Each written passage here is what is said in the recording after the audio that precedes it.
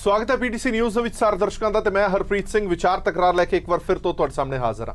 ਪਵਨ ਗੁਰੂ ਪਾਣੀ ਪਿਤਾ ਮਾਤਾ ਧਰਤ ਮਹੱਤ ਗੁਰਬਾਣੀ ਦੀਆਂ ਇਹਨਾਂ ਸਤਰਾਂ ਦੇ ਵਿੱਚ ਸਾਫ਼ ਤੌਰ ਤੇ ਸਮਝਾਇਆ ਗਿਆ ਕਿ ਇਹ ਤਿੰਨੇ ਚੀਜ਼ਾਂ ਦੀ ਕਦਰ ਤੇ ਕੀਮਤ ਸਾਡੀ ਜ਼ਿੰਦਗੀ ਦੇ ਵਿੱਚ ਕੀ ਹੈ। ਹਵਾ, ਪਾਣੀ ਤੇ ਧਰਤ, ਪਰ ਮਾਫ ਕਰਨਾ ਇਹਨਾਂ ਤਿੰਨਾਂ ਨੂੰ ਪਲੀਤ ਕਰਕੇ ਰੱਖ ਦਿੱਤਾ ਸੀ।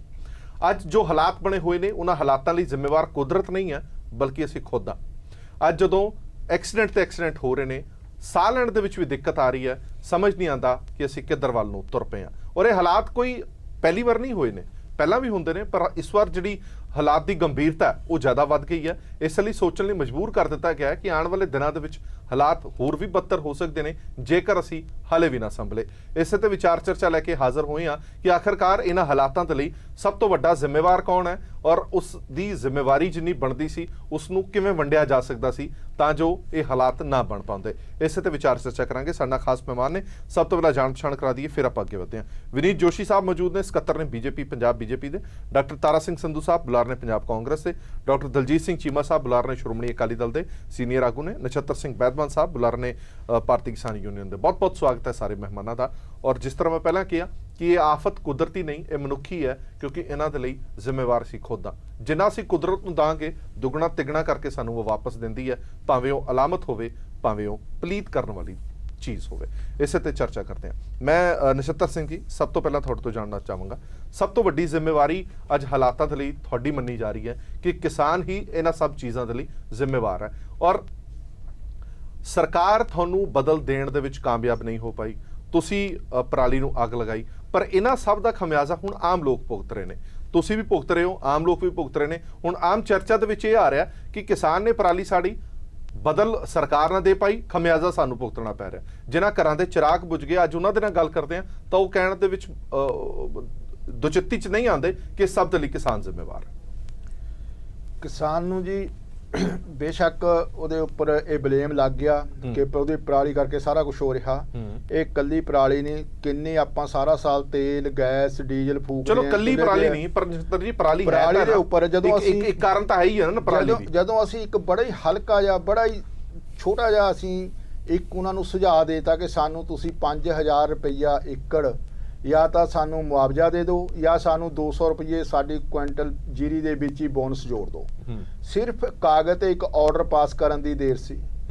ਉਹ ਸਾਰਾ ਕੁਝ ਜਿਹੜਾ ਕਿਸਾਨਾਂ ਨੇ ਸੀ ਆਪਣਾ ਔਖੇ ਭਾਰੇ ਹੋ ਕੇ ਉਹ ਚੁਕਾਉਂਦੇ, ਲੇਬਰ ਲਾਉਂਦੇ, ਜੋ ਮਰਜ਼ੀ ਲਾਉਂਦੇ, ਲੇਕਿਨ ਉਲਟਾ ਹਾਲਾਤ ਇਹ ਹੈ ਕਿ ਅਜੇ ਤੱਕ ਨਾ ਸਾਨੂੰ ਗੰਨੇ ਦੀ ਕੀਮਤ ਮਿਲੀ, ਕਣਕ ਦੀ ਕੀਮਤ ਜਿਹੜੀ ਸਰਕਾਰ ਕਹਿੰਦੀ ਵੀ 48 ਘੰਟੇ ਦਿੰਦੇ ਆ ਅਨੰਦਪੁਰ ਸਾਹਿਬ, ਉਹ ਵੀ ਨਹੀਂ ਮਿਲੀ। ਆੜ੍ਹਤੀਆਂ ਨੂੰ ਵੀ ਨਾਲ ਇਕੱਠੇ ਹੋ ਕੇ ਉੱਥੇ ਜੋ ਹੈਗਾ ਸਰਕਾਰ ਦੇ ਅਗੇਂਸਟ ਰੋਸ ਪ੍ਰਦਰਸ਼ਨ ਕਰਨਾ ਪਿਆ।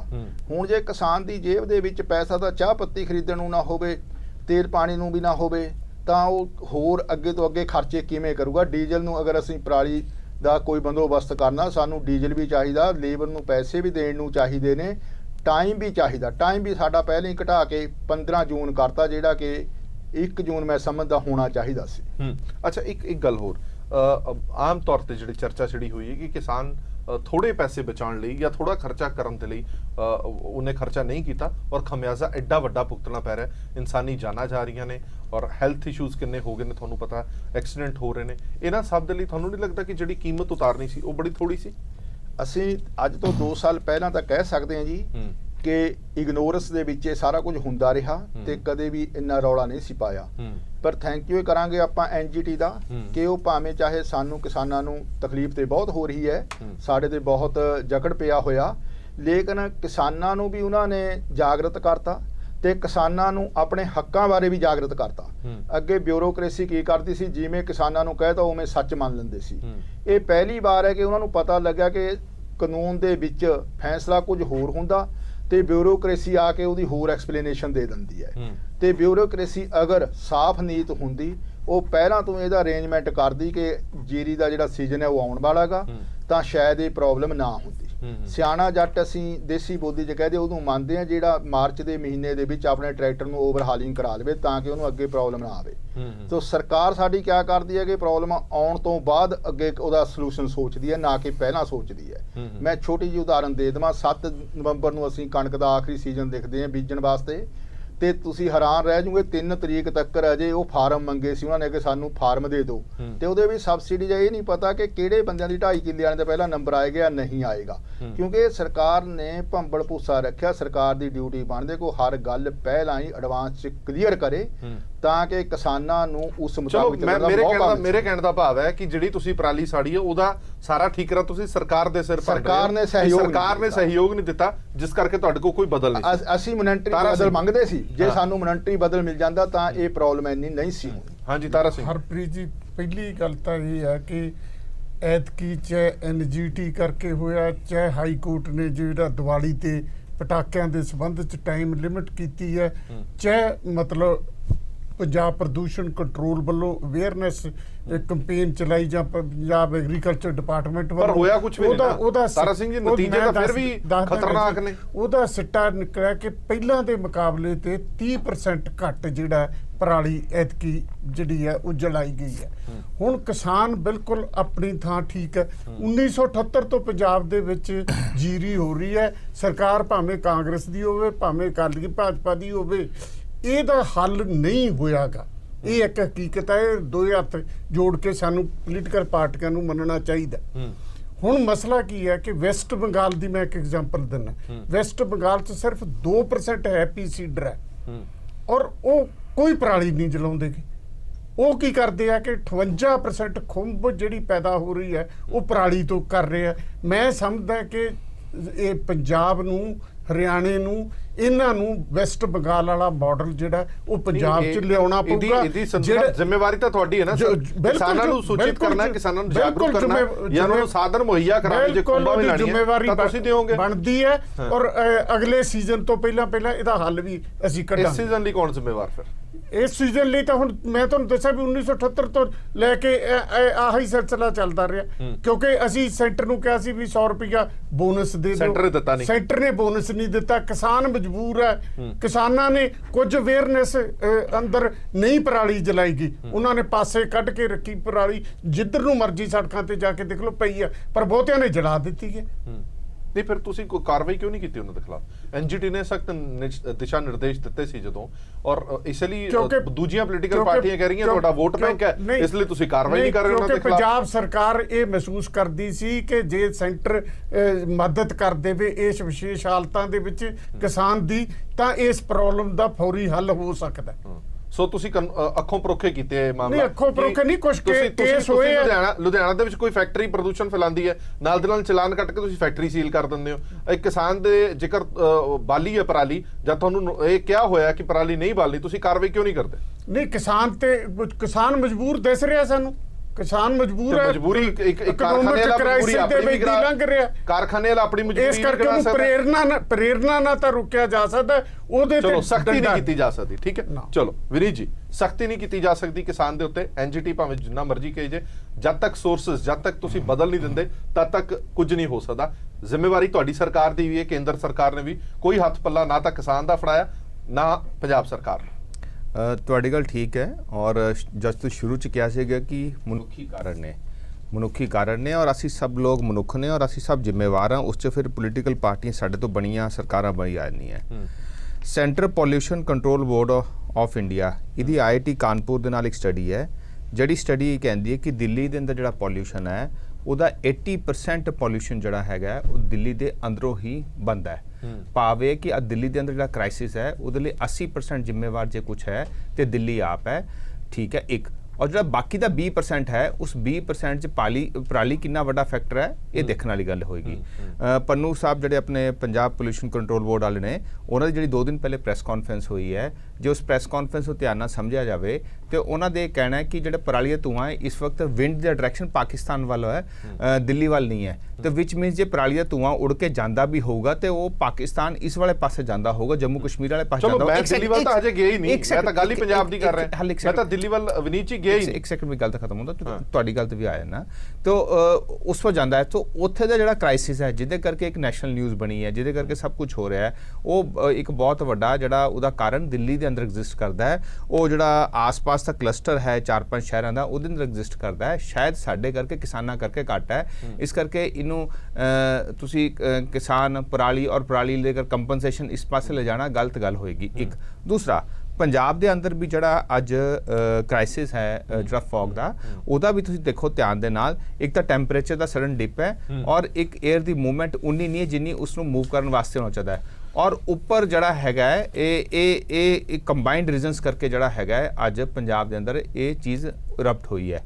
ਔਰ ਮੈਂ ਸਿੰਪਲ ਜਿਹਾ ਇੱਕ ਸਵਾਲ ਵਿਨੀਤ ਜੀ, ਜਿਹੜਾ ਮੈਂ ਪਹਿਲਾਂ ਪੁੱਛਿਆ ਸੀਗਾ, ਜਿਹੜੀ ਗੱਲ ਪਰਾਲੀ ਦੀ ਚੱਲੀ ਸੀਗੀ, ਪਰਾਲੀ ਸਾੜਨ ਤੋਂ ਰੋਕਣ ਦੇ ਲਈ, ਬਦਲ ਦੇਣ ਦੇ ਲਈ ਇੰਤਜ਼ਾਮ ਕਰਨੇ ਸੀ ਪੰਜਾਬ ਸਰਕਾਰ ਨੇ, ਔਰ ਉਹਦੀ ਮਦਦ ਕੇਂਦਰ ਤੋਂ ਇਹਨਾਂ ਨੇ ਮੰਗ ਕੀਤੀ ਸੀ, ਕੇਂਦਰ ਨੇ ਮਦਦ ਨਹੀਂ ਕੀਤੀ, ਨਾ ਤਾਂ ਕੋਈ ਬੋਨਸ ਦਿੱਤਾ, ਨਾ ਹੀ ਕੋਈ ਬਦਲ ਦਿੱਤਾ। ਦੇਖੋ ਜਦ ਤੱਕ ਜਿੱਥੇ ਤੱਕ ਤਾਂ ਗੱਲ ਹੈ ਜਿਹੜੇ ਇਕਵਿਪਮੈਂਟ ਹੈ ਜਿਸ ਤਰ੍ਹਾਂ ਹੈਪੀ ਸੀਡਰਸ ਵਗੈਰਾ ਉਹਨਾਂ ਵਾਸਤੇ ਤਾਂ ਕੇਂਦਰ ਤੋਂ ਪੈਸਾ ਆਇਆ ਹੈ, ਠੀਕ ਹੈ, ਨਹੀਂ ਆਇਆ ਇਸ ਤਰ੍ਹਾਂ ਨਹੀਂ ਕਹਿਣਾ ਚਾਹਦਾ। ਮੁੱਦਾ ਤਾਂ ਇਹ ਹੈ ਕਿ ਪਰਾਲੀ ਸਾੜਨ ਦੇ ਇਵਜ਼ 'ਚ ਕੰਪਨਸੇਸ਼ਨ ਕੈਸ਼ ਇਹਦਾ ਹੈ। ਇਕਵਿਪਮੈਂਟ ਦੇ ਲਈ ਤਾਂ ਪੈਸਾ ਕੇਂਦਰ ਤੋਂ ਆ ਰਿਹਾ, ਉਹ ਆਲਰੇਡੀ ਆ ਰਿਹਾ, ਉਹ ਪਹਿਲੀ ਸੈਂਟਰਲ ਸਪਾਂਸਰਡ ਸਕੀਮਸ ਉਸ 'ਚ ਆ ਰਿਹਾ, ਉਹਦਾ ਕੋਈ ਡਿਸਪਿਊਟ ਨਹੀਂ। ਡਿਸਪਿਊਟ ਤਾਂ ਹੈ ਇਮੀਡੀਏਟ ਕੰਪਨਸੇਸ਼ਨ ਦਾ। ਤੇ ਮਤਲਬ ਵਕਤ ਦੇ ਹਿਸਾਬ ਨਾਲ ਕੁਛ ਨਾ ਕੁਛ ਜਿਹੜਾ ਹੈ ਹਰਿਆਣਾ, ਪੰਜਾਬ ਔਰ ਵੈਸਟਰਨ ਯੂਪੀ ਦੇ ਹਿਸਾਬ ਨਾਲ ਕੇਂਦਰ ਸਰਕਾਰ ਕੋਈ ਨਾ ਕੋਈ ਨਿਰਣੇ ਕਰ ਸਕਦੀ ਹੈ। ਹਾਂ, ਪਰ ਹਾਲੇ ਫਿਲਹਾਲ ਕੁਝ ਨਹੀਂ ਹੋਇਆ। ਇਸੇ ਕਰਕੇ ਇਸੇ ਕਰਕੇ ਪਰਾਲੀ ਨੂੰ ਇਸ ਕਰਕੇ ਨਾ ਜੋੜੋ ਨਾ, ਕੰਪਨਸੇਸ਼ਨ ਤਾਂ ਹੈਗਾ ਨਾ, ਜੇ ਕੰਪਨਸੇਸ਼ਨ ਮਿਲ ਜਾਂਦਾ ਤਾਂ ਫਿਰ ਪਰਾਲੀ ਨਾ ਸੜਦੀ। ਇੱਕ ਸੈਕਿੰਡ, ਜੇ ਕਿਸਾਨਾਂ ਨੂੰ ਤੁਸੀਂ ਕੰਪਨਸੇਸ਼ਨ ਨਹੀਂ ਦੇ ਰਹੇ ਤਾਂ ਉਹਨਾਂ ਕੋਲ ਬਦਲ ਹੀ ਨਹੀਂ ਹੈ ਕੋਈ, ਫਿਰ ਉਹ ਪਰਾਲੀ ਸਾੜਨ ਗਈ। ਪਰਾਲੀ ਸਾਰਾ ਦਾ ਸਾਰਾ ਰੀਜ਼ਨ ਪਰਾਲੀ ਨਹੀਂ ਹੈ। ਇੱਕ ਵੱਡਾ ਕਾਰਨ ਤਾਂ ਪਰਾਲੀ ਹੈ ਨਹੀਂ, ਵੱਡਾ ਕਾਰਨ ਮੌਸਮ ਦਾ ਆਪਣਾ ਹੈਗਾ, ਸਡਨ ਡਿਪ ਇਨ ਟੈਂਪਰੇਚਰ ਹੈਗਾ, ਲੈਸਰ ਮੂਵਮੈਂਟ ਆਫ 에ਅਰ ਹੈਗੀ ਹੈ। ਉਸ ਆਖਿਰ ਜੇ ਤੁਸੀਂ ਇਹ ਕਰੋ, ਤੁਸੀਂ ਕੀ ਕਰ ਰਹੇ ਹੋ, ਤੁਸੀਂ ਪਰਾਲੀ ਤੋਂ ਸ਼ੁਰੂ ਕਰੋ, ਬਾਕੀ ਕੰਡੀਸ਼ਨਸ ਨੂੰ ਇਗਨੋਰ ਕਰ ਰਹੇ ਹੋ। ਜੇ ਤੁਸੀਂ ਮੈਟਰੋਲੋਜੀਕਲ ਜਾਂ ਜਿਹੜਾ ਆਪਣਾ ਮਹਿਕਮਾ ਸਟੱਡੀ ਜਿਹੜੀ ਅੱਜ ਜਾਰੀ ਹੋਈ ਹੈ ਵਿਨੀਤ ਜੀ, ਉਸ ਸਟੱਡੀ ਦੇ ਬੇਸ ਤੇ ਹੀ ਕਹਿ ਰਹੇ ਹਾਂ ਕਿ ਇੱਕ ਲੈਵਲ ਹੁੰਦਾ, ਉਹ ਲੈਵਲ ਤਾਂ ਕ੍ਰਾਸ ਹੋਇਆ ਜਦੋਂ ਪਰਾਲੀ ਦਾ ਜਿਹੜਾ ਪੋਲੂਸ਼ਨ ਧੂੰਆਂ ਉਹ ਉਸ ਲੈਵਲ ਦੇ ਵਿੱਚ ਜਾ ਕੇ ਮਿਲ ਗਿਆ। ਭਾਵੇਂ ਉਹ ਪਟਾਕਿਆਂ ਦਾ ਧੂੰਆਂ ਹੋਵੇ, ਪ੍ਰਦੂਸ਼ਣ ਦਾ ਧੂੰਆਂ ਹੋਵੇ, ਉਹ ਇੱਕ ਲੈਵਲ ਤੱਕ ਸੀਗਾ, ਇਸ ਕਰਕੇ ਉਹ ਫੌਗ ਜਾਂ ਸਮੌਗ ਦੇ ਵਿੱਚ ਤਬਦੀਲ ਨਹੀਂ ਹੋ ਰਿਹਾ ਸੀ। ਜਦੋਂ ਪਰਾਲੀ ਦਾ ਧੂੰਆਂ ਉਹਦੇ ਨਾਲ ਮਿਲ ਗਿਆ ਤਾਂ ਜਾ ਕੇ ਉਹ ਸਮੌਗ ਦੇ ਵਿੱਚ ਤਬਦੀਲ ਹੋ ਗਿਆ। ਚੀਮਾ ਸਾਹਿਬ, ਮੇਰਾ ਸਵਾਲ ਤੁਹਾਨੂੰ ਵੀ ਉਹੀ ਹੈ ਜਿਹੜਾ ਸੰਧੂ ਸਾਹਿਬ ਨੇ ਕਿਹਾ ਕਿ ਇਹ ਪਹਿਲੀ ਵਾਰ ਨਹੀਂ ਹੈ, ਸਾਡੀ ਹੁਣੇ ਸਰਕਾਰ ਬਣੀ ਹੈ, ਅਸੀਂ ਇੰਨੀ ਛੇਤੀ ਕੰਪਨਸੇਸ਼ਨ ਵੀ ਨਹੀਂ ਦੇ ਸਕਦੇ ਸੀ, ਨਾ ਹੀ ਬਦਲ ਕੋਈ ਮੁਹੱਈਆ ਕਰਵਾ ਸਕਦੇ ਸੀ। ਪਿਛਲੀਆਂ ਸਰਕਾਰਾਂ ਨੇ ਨਹੀਂ ਕੁਝ ਕੀਤਾ ਤਾਂ ਹੀ ਹਾਲਾਤ ਅਜਿਹੇ ਬਣੇ ਨੇ। ਦੇਖੋ, ਮੈਂ ਸਮਝਦਾ ਕਿ ਜਿਹੜਾ ਪੋਲਿਊਸ਼ਨ ਦੀ ਅੱਜ ਦੀ ਸਮੱਸਿਆ ਹੈਗੀ ਹੈ ਜੀ, ਇਹ ਬੇहद ਗੰਭੀਰ ਸਮੱਸਿਆ, ਔਰ ਚਾਹੇ ਪੰਜਾਬ ਚ ਲਾ ਲਓ, ਚਾਹੇ ਹਰਿਆਣੇ ਚ ਲਾ ਲਓ, ਚਾਹੇ ਦਿੱਲੀ ਚ ਲਾ ਲਓ, ਇੱਕ ਮੈਡੀਕਲ ਐਮਰਜੈਂਸੀ ਵਾਲੀ ਸਥਿਤੀ ਜਿਹੜੀ ਹੈ ਉਹ ਇਸ ਵੇਲੇ ਸਾਡੇ ਸਾਹਮਣੇ ਬਣੀ ਹੋਈ। ਔਰ ਦੂਜੀ ਮੈਂ ਬੇਨਤੀ ਇਹ ਕਰਦਾ ਕਿ ਇਹਦੇ ਵਿੱਚ ਨਾ ਇਕੱਲਾ ਪੋਲੀਟੀਕਲ ਪਾਰਟੀਆਂ ਦੋਸ਼ੀ ਹੈ, ਕੋਈ ਵੀ ਬੰਦਾ ਜਿਹੜਾ ਹੈਗਾ ਸੋਸਾਇਟੀ ਓਵਰਆਲ ਆਪਣੀ ਜ਼ਿੰਮੇਵਾਰੀ ਕਿਸੇ ਨਾ ਕਿਸੇ ਰੂਪ ਦੇ ਵਿੱਚ ਉਹਦੇ ਚੋਂ ਭੱਜ ਨਹੀਂ ਸਕਦਾ। ਪੋਲੀਟੀਕਲ ਪਾਰਟੀਆਂ ਵੀ ਇਹਦੇ ਵਿੱਚ ਦੋਸ਼ੀ ਆ। ਜੇ ਹੁਣ ਵੀ ਸੱਚਾਈ ਨਹੀਂ ਮੰਨਾਂਗੇ, ਜਦੋਂ ਇਸ ਸਟੇਜ ਦੇ ਉੱਤੇ ਗੱਲ ਪਹੁੰਚ ਗਈ ਹੈ ਕਿ ਸਾਹ ਲੈਣਾ ਵੀ ਲੋਕਾਂ ਨੂੰ ਔਖਾ ਹੋ ਗਿਆ, ਤੇ ਮੈਂ ਸਮਝਦਾ ਕਿ ਇਸ ਤੋਂ ਆਉਣ ਵਾਲਾ ਪੀਰੀਅਡ ਜੇ ਹੁਣ ਵੀ ਨਹੀਂ ਸੋਚਾਂਗੇ ਤੇ ਉਹ ਵਰਸਟ ਹੋਊਗਾ। ਇੱਕ ਤਾਂ ਜਿਸ ਤਰ੍ਹਾਂ ਦੀ ਐਫਰਟ ਜਿਹੜੀ ਹੈਗੀ ਹੈ 에ਅਰ ਪੋਲੂਸ਼ਨ ਨੂੰ ਰੋਕਣ ਦੀ ਲਗਾਤਾਰ ਸਾਰਾ ਸਾਲ ਹੋਣੀ ਚਾਹੀਦੀ, ਕਿਉਂਕਿ ਇੱਕ ਸੁਭਾਅ ਬਣ ਗਿਆ ਕਿ ਐਮਰਜੈਂਸੀ ਵੇਲੇ ਬਹੁਤ ਰੌਲਾ ਪੈਂਦਾ। ਅੱਜ ਹੀ ਬਾਰਿਸ਼ ਹੋ ਜੇ, ਇਹ ਲੈਵਲ ਥੋੜਾ ਜਿਹਾ ਡਾਊਨ ਆ ਜੇ, ਸਭ ਖਤਮ, ਤੇ ਕੱਲ ਚੈਨਲ ਵੀ ਕੋਈ ਇੱਥੇ ਬਹਿਸ ਨਹੀਂ ਕਰੂਗਾ, ਕੋਈ ਪੋਲੀਟੀਕਲ ਪਾਰਟੀ ਵੀ ਇੱਥੇ ਗੱਲ ਨਹੀਂ ਕਰੂਗੀ, ਕੋਈ ਹੋਰ ਵੀ ਗੱਲ ਨਹੀਂ ਕਰੂ। ਦੀਵਾਲੀ ਤੋਂ ਇੱਕ ਦਿਨ ਪਹਿਲਾਂ ਪਟਾਕੇ ਬੈਨ ਕਰਨ ਦੀਆਂ ਗੱਲਾਂ ਸਾਡੇ ਦੇਸ਼ ਦੇ ਵਿੱਚ ਚੱਲ ਪੈਂਦੀਆਂ। ਲੋਹੜੀ ਆਉਣ ਵਾਲੀ ਹੈ, ਸੇਮ ਸਮੱਸਿਆ ਹਰ ਘਰ ਦੇ ਵਿੱਚ ਫਿਰ ਲੋਹੜੀ ਬਾਲੀ ਜਾਏਗੀ। ਮੁੰਡਿਆਂ ਦੀ ਲੋਹੜੀ ਵੀ ਅੱਜ ਕੱਲ੍ਹ ਮਨਾਈ ਜਾਂਦੀ ਹੈ, ਕੁੜੀਆਂ ਦੀ ਵੀ ਮਨਾਈ ਜਾਂਦੀ ਹੈ। ਉਹਦਾ ਵੀ ਕੋਈ ਹੱਲ ਕੱਢਣਾ ਪਊਗਾ। ਲੋਕਾਂ ਦੀ ਐਜੂਕੇਸ਼ਨ ਦੀ ਅਵੇਅਰਨੈਸ ਦੀ ਲੋੜ ਹੈ, ਉਹ ਵੀ ਅੱਜ ਦਾ ਸਾਡਾ ਟੌਪਿਕ ਡਿਸਕਸ਼ਨ ਦਾ ਨਹੀਂ ਹੈ। ਜਿੱਦਾਂ ਲੋਹੜੀ ਆਏਗੀ ਇੱਕ ਦਿਨ ਪਹਿਲਾਂ ਉਹਦੇ ਤੇ ਚਰਚਾ ਸ਼ੁਰੂ ਹੋਏਗੀ। ਦੇਖੋ, ਪਹਿਲਾਂ ਐਟਮੋਸਫੀਅਰ ਨੂੰ ਖਰਾਬ ਕੀਤਾ, ਚਾਹੇ ਇੰਡਸਟਰੀਅਲ ਪੋਲੂਸ਼ਨ ਦੇ ਨਾਲ, ਚਾਹੇ ਵਹੀਕੂਲਰ ਪੋਲੂਸ਼ਨ ਦੇ ਨਾਲ, ਚਾਹੇ ਬਾਕੀ ਅਣਗਹਿਲੀਆਂ ਦੇ ਨਾਲ। ਪਰ ਇਹਨਾਂ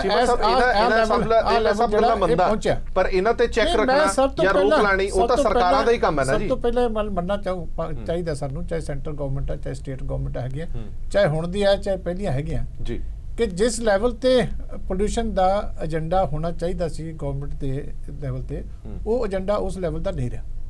ਜੇ ਸੱਚਾਈ ਨਹੀਂ ਮੰਨਾਂਗੇ ਤੇ ਬਲੇਮ ਗੇਮ ਦੇ ਨਾਲ ਗੱਲ ਨਹੀਂ ਚੱਲੂਗੀ। ਔਰ ਸਾਡੇ ਐਕਸਪਰਟਸ ਦੀ ਵੀ ਮੈਂ ਗੱਲ ਕਰਦਾ ਕਿ ਜਿਸ ਤਰੀਕੇ ਦੇ ਨਾਲ ਉਹਨਾਂ ਨੂੰ ਵੀ ਆਵਾਜ਼ ਪਹਿਲਾਂ ਅਲਾਰਮ ਦੇਣਾ ਚਾਹੀਦਾ, ਉਹ ਨਹੀਂ ਦਿੱਤਾ। ਉਹ ਵੀ ਨਹੀਂ ਦਿੱਤਾ ਜਾਂਦਾ, ਕਿਉਂਕਿ ਅੱਜ ਦੇ ਡਾਟੇ ਕੱਢ ਕੇ ਦੇ ਦੇਣਾ ਇਹ ਕੋਈ ਬਹੁਤੀ ਵੱਡੀ ਬਹਾਦਰੀ ਨਹੀਂ ਹੈ। ਇੰਸਟਰੂਮੈਂਟ ਹੈ ਉਹ ਤੋਂ ਤੁਸੀਂ ਦੱਸ ਦਿੰਦੇ ਹੋ ਪੜ੍ਹ ਕੇ ਕਿ ਅੱਜ ਦਾ ਲੈਵਲ ਇਹ ਹੈ। ਲੇਕਿਨ ਇਹ ਲੈਵਲ ਜਿਹੜੇ ਆ ਇਹ ਲਗਾਤਾਰ ਕੰਟੀਨਿਊਸ ਸਟੱਡੀ, ਇਹ ਅਲਾਰਮ ਜਿਹੜਾ ਸੁਸਾਇਟੀ ਦੇ ਵਿੱਚ ਇਹ ਵੱਜਦਾ ਰਹਿਣਾ ਚਾਹੀਦਾ ਹਰ ਮਹੀਨੇ ਕਿ ਇਸ ਮਹੀਨੇ ਦੇ ਵਿੱਚ ਆਹ ਪ੍ਰੋਬਲਮ ਆਉਣ ਵਾਲੀ ਹੈ। ਇਹਨੂੰ ਲੋਕੀ 2-4 ਮਹੀਨੇ ਪਹਿਲਾਂ ਇਹਦੇ ਤੇ ਵਿਚਾਰ ਚਰਚਾ। ਠੀਕ ਹੈ। ਮੈਂ ਹੁਣ ਜਿਹੜੀ ਮੈਂ ਸਮਝਦਾ ਮੌਜੂਦਾ ਜਿਹੜੀ ਪਰਾਲੀ ਦੀ ਜਿਹੜਾ ਇਸ਼ੂ ਹੈ ਜੀ, ਇਹਨੇ ਡੈਫੀਨੇਟਲੀ ਗੱਲ ਨੂੰ ਕੰਪਲਿਕੇਟ ਕੀਤਾ ਔਰ ਇਹਦੇ ਵਾਸਤੇ ਕਿਸਾਨੀ ਵੀ ਜ਼ਿੰਮੇਵਾਰ ਹੈ, ਗਵਰਨਮੈਂਟ ਵੀ ਜ਼ਿੰਮੇਵਾਰ ਹੈ। ਕਿਉਂਕਿ ਇੱਕ ਇਸ ਵੇਲੇ ਕਿਸਾਨੀ ਦਾ ਤੇ ਜਿਹੜਾ ਜ਼ਿਮੀਂਦਾਰ ਦਾ ਵਿਸ਼ਵਾਸ ਆਪੋ ਚ ਘਟਿਆ ਹੋਇਆ, ਚਾਹੇ ਉਹ ਲੋਨ ਦੀ ਪ੍ਰੋਬਲਮ ਕਰਕੇ ਸੀ ਕਿ ਗਵਰਨਮੈਂਟ ਡਿਫੈਂਸਿਵ ਤੇ ਆ ਕਿ ਜਿਹੜਾ ਕਿਸਾਨਾਂ ਦਾ ਵਾਅਦਾ ਨਾ ਪੂਰਾ ਹੋਣ ਕਰਨ ਸਕੇ, ਜਿਸ ਮੋਟੀਵੇਸ਼ਨ ਦੇ ਨਾਲ, ਪ੍ਰੇਰਨਾ ਦੇ ਨਾਲ ਕਿਸਾਨਾਂ ਨੂੰ ਉਹਨੇ ਗੱਲ ਕਹਿਣੀ ਸੀ, ਜਿਸ ਤਰੀਕੇ ਦੇ ਨਾਲ ਉਹ ਗਵਰਨਮੈਂਟ ਨਹੀਂ ਕਹਿ ਸਕੀ, ਗਵਰਨਮੈਂਟ ਨੂੰ ਵੀ ਇੱਥੇ ਐਡਮਿਟ ਕਰਨਾ ਪਊ। ਪਰ ਜਿਹੜੀ ਅੱਜ ਜਿਹੜੀ ਰਾਜਨੀਤੀ ਹੋ ਰਹੀ ਹੈ, ਮੈਂ ਕੇਜਰੀਵਾਲ ਸਾਹਿਬ ਦਾ 2-3 ਦਿਨਾਂ ਤੋਂ ਪੜ੍ਹ ਲਿਆ ਕਿ ਦਿੱਲੀ ਦੇ ਵਿੱਚ ਸਮੱਸਿਆ ਅਲਾਰਮਿੰਗ ਹੈ ਤੇ ਉਹਨਾਂ ਨੇ ਬਹੁਤ ਵੱਡਾ ਕੰਮ ਕਰ ਦਿੱਤਾ ਵੀ ਚਿੱਠੀ ਜਿਹੜੀ ਹੈ ਉਹ ਲਿਖ ਦਿੱਤੀ ਪੰਜਾਬ ਦੇ ਤੇ ਹਰਿਆਣੇ ਦੇ ਗਵਰਨਮੈਂਟ ਨੂੰ। ਟਵੀਟ ਪਾ ਰਹੇ ਆ ਮੁੱਖ ਮੰਤਰੀ ਵੀ ਆਹ ਟਵੀਟ ਕਰ ਦਿੱਤਾ ਕਿ ਮੈਂ ਮਿਲਣਾ ਚਾਹੁੰਦਾ। ਦੇਖੋ ਦੇਸ਼ ਦੇ ਵਿੱਚ ਲੋਕਾਂ ਨੂੰ ਸਾਹ ਲੈਣਾ ਔਖਾ ਹੋਇਆ ਪਿਆ ਔਰ ਤੁਹਾਨੂੰ ਜੇ ਤੁਸੀਂ ਮਿਲ ਨਹੀਂ ਸਕਦੇ ਟੈਲੀਫੋਨ ਤੇ ਗੱਲ ਕਰ ਲਓ। ਜੇ ਤੁਸੀਂ ਮੁੱਖ ਮੰਤਰੀ ਆਪ ਚ ਨਹੀਂ ਬੈਠ ਸਕਦੇ, ਤੁਹਾਡੇ ਰੁਝੇਵੇਂ ਸਾਰਿਆਂ ਦੇ ਜ਼ਿਆਦਾ ਨੇ, ਤੁਸੀਂ ਮੁੱਖ ਸਕੱਤਰ ਤੁਹਾਡੇ ਬੈਠੇ ਨੇ ਉਹਨਾਂ ਨੂੰ ਗੱਲ ਕਰ ਲਓ, ਸੈਕਟਰੀ ਲੈਵਲ ਦੇ ਅਫਸਰ ਲਾ ਲਓ, ਪੋਲੂਸ਼ਨ ਕੰਟਰੋਲ ਬੋਰਡਾਂ ਦੀ ਮੀਟਿੰਗ ਆਪੋ ਚ ਕਰਾ ਲਓ। ਠੀਕ ਇਹ ਜਿਹੜੀ ਰਾਜਨੀਤੀ ਹੈ ਨਾ, ਉੱਥੇ ਦਿੱਲੀ ਚ ਕੁਝ ਕਹੀ ਜਾਣਾ, ਇੱਥੇ ਲੀਡਰ ਆਫ ਦੀ ਆਪੋਜੀਸ਼ਨ ਕੋਲ ਖੜ ਕੇ ਪਰਾਲੀ ਨੂੰ ਅੱਗ ਲਵਾ ਰਿਹਾ, ਇਹ ਜਿਹੜੀ ਸਾਡੇ ਜਿਹੜੀਆਂ ਗੱਲਾਂ ਨੇ ਇਹਦੇ ਤੋਂ ਗਵਰਨਮੈਂਟਾਂ ਨੂੰ ਬਚਣਾ ਚਾਹੀਦਾ। ਹੁਣ ਸੱਚਾਈ ਨੂੰ ਫੇਸ ਕਰੋ, ਜਿਵੇਂ ਮਰਜ਼ੀ ਆ, ਬੈਠੋ, ਐਕਸਪਰਟਸ ਦੀ ਰਾਏ ਲਓ, ਕਿਸਾਨ ਨੂੰ ਨਾਲ ਲਓ, ਬਾਕੀ ਵੀ ਜਿਹੜੇ ਲੋਕਾਂ ਦਾ ਸਹਿਯੋਗ ਸੁਸਾਇਟੀ ਦਾ ਲਓ, ਇਹਨੂੰ ਇੱਕ ਵਾਰੀ ਘੱਟ ਕਰਕੇ ਔਰ ਲੰਬੇ ਸਮੇਂ ਦੀ ਵੀ ਇਹਦੇ ਤੇ ਪਾਲਿਸੀ ਜਿਹੜੀ ਆ ਉਹ ਬਣਾਉਣੀ। ਇੱਕ ਛੋਟਾ ਜਿਹਾ ਬ੍ਰੇਕ ਮੈਂ ਲੈ ਰਿਹਾ, ਇੱਕ ਛੋਟਾ ਜਿਹਾ ਬ੍ਰੇਕ ਲੈ ਲੈਣਾ, ਬ੍ਰੇਕ ਤੋਂ ਬਾਅਦ ਜਲਦ ਹਾਜ਼ਰ।